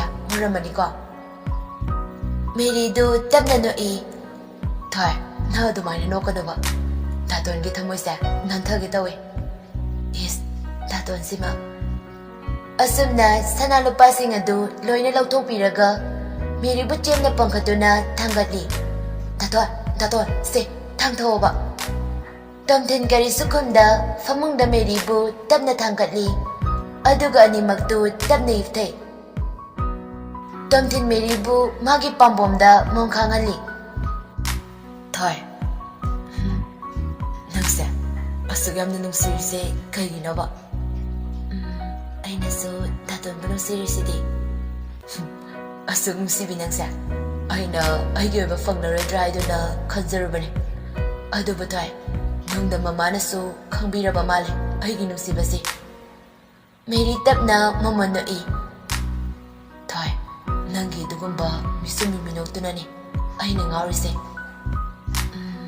ꯗꯥꯇꯣꯟꯒꯤ ꯃꯤꯠꯌꯦꯡꯗꯨꯅꯅꯤ ꯑꯩꯁꯨ ꯉꯥꯎꯔꯤꯁꯦ꯫ ꯑꯁꯨꯝꯅ ꯑꯅꯤꯗꯨ ꯍꯔꯥꯎ ꯍꯔꯥꯎꯅ ꯇꯨꯝꯈ꯭ꯔꯦ꯫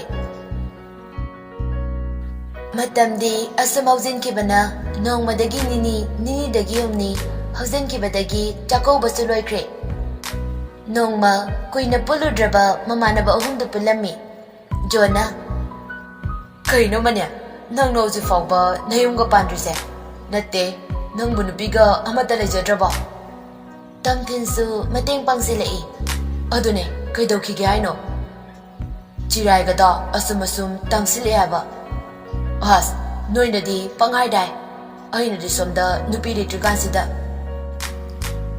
Yes, kariya, nupi kuyu haragana. Ay di lari tamni bani. Adugumbagi wakalay tayo kita. Fare ziti. Kana di bunga. Ay di chada adu ay na ngairo. Manitoy bangak na. Koino, nangina chakaramba. Pok tore. As, chatoy. Nati putay chada ba? Malere. Asi ay duna mamana ba nido manapuduna. Miri ko gimayom dalakami. Aduga chanbu kog to i. John chanbu faraga gari manung dahablaga. Masado pangtaraga pokre. Manitoibasu kay suwaidre. Nupito bufang nabadikan bada. Chan gyan tarakpada chela galerami. Adu bumasu kari suway na dre. Asum na makoy anisu ahansing aduna yanare. Chahi amagi matungda. Sekpiya, o sekpi, loy drubaba. Ho kari no, loy dore. Kay no kongdi, kaway. Na chamuti da amukta loisin biro chocho. As, noy nupina nin mase, nili. Kari no kongdi. Na chalere si faw adungki. Ho kari no, ngasi se, ningol singyoy ba, ningol chakaw ba numit ni. Numit asina, ningol sing na yamna wana ngay zaba. Ho yarase, ado, karatu na lusulaba. Nang di ngrang susak chade. Ado duna karatu na siloba. Hoy batata, nangamta tocho. Hoy. Tanja duda machana pa muti do chang na i. Asing mamaming di, kalamu ko bani, adubu mamamapana nung sina, Thoibicha mingni muti. Mama, chala seba, ay bubok ko'y da, yamna uningi. Ay di bubok da, fruit laybiyu haiki. John noglaga. Ichadi kari machulayo haikige. Aduburo baba, ay di bubok da na, red machulaybiyo na haiki. Fazarani. Uti na mo ba da, lipstick tayo bamalani. Samdana. Datuan, siya mukta yan biyo ba? Hoy, siyase. Asi ay doon na sanado yan bi. Hoy, nang si ngasi di na fazay. Tanja dada famunga dada tumni bi. Meri amadi tumtingi machano pi. Chahi uhum tangay bi thongam bi dukabla i. Ay ma, angang sikap din eh. Hoy, yari, nang da fazanolo silo. Ay angang siya, puraga makada kumamagi. Ay datan. Tamtin na nga dupam duna. To, yarse. Oy, chatoy, to se. Mamaga ne, chakaw ba chatoy ni? Bubog ta manam na malusi ko. Si ay duna makada kumtarkri. Meri suki balore duna makada kumtara i. Aduga manimda kurumaga. Ma, ayam mo chaluki. Oy, intiza na chalukoy mausidia. Oy, ma. Isutoy ba, mamaga ko kay chalo ko. Angang adusu, ngang naribado, kang bagi matagong mumanog na i. Masigi minok sidi, mamaontong na maleda. Ima, asigumba Misumbi Minok sida ni. Ay na, namang nupidang aris eh. Tatuan. Ay ma, ay namang siya mugta tiluki. Tida, ang ngaw pa sidi. Hoy, inti dyan chalo ko. Hoy ma. Asum na tamtin na meribu, chakaw batin ba chakri? Nung sibada, kenaba laiti, sagjugi kenaba, lari na kung bagi kenaba, karisu laiti. Tamoy sing na ba nung sirabadi, adumag jamane. Oy kri, ay senanggi, mapoksi maginata na, mapumapok ko dingda, oy sege ko, naton gitoy.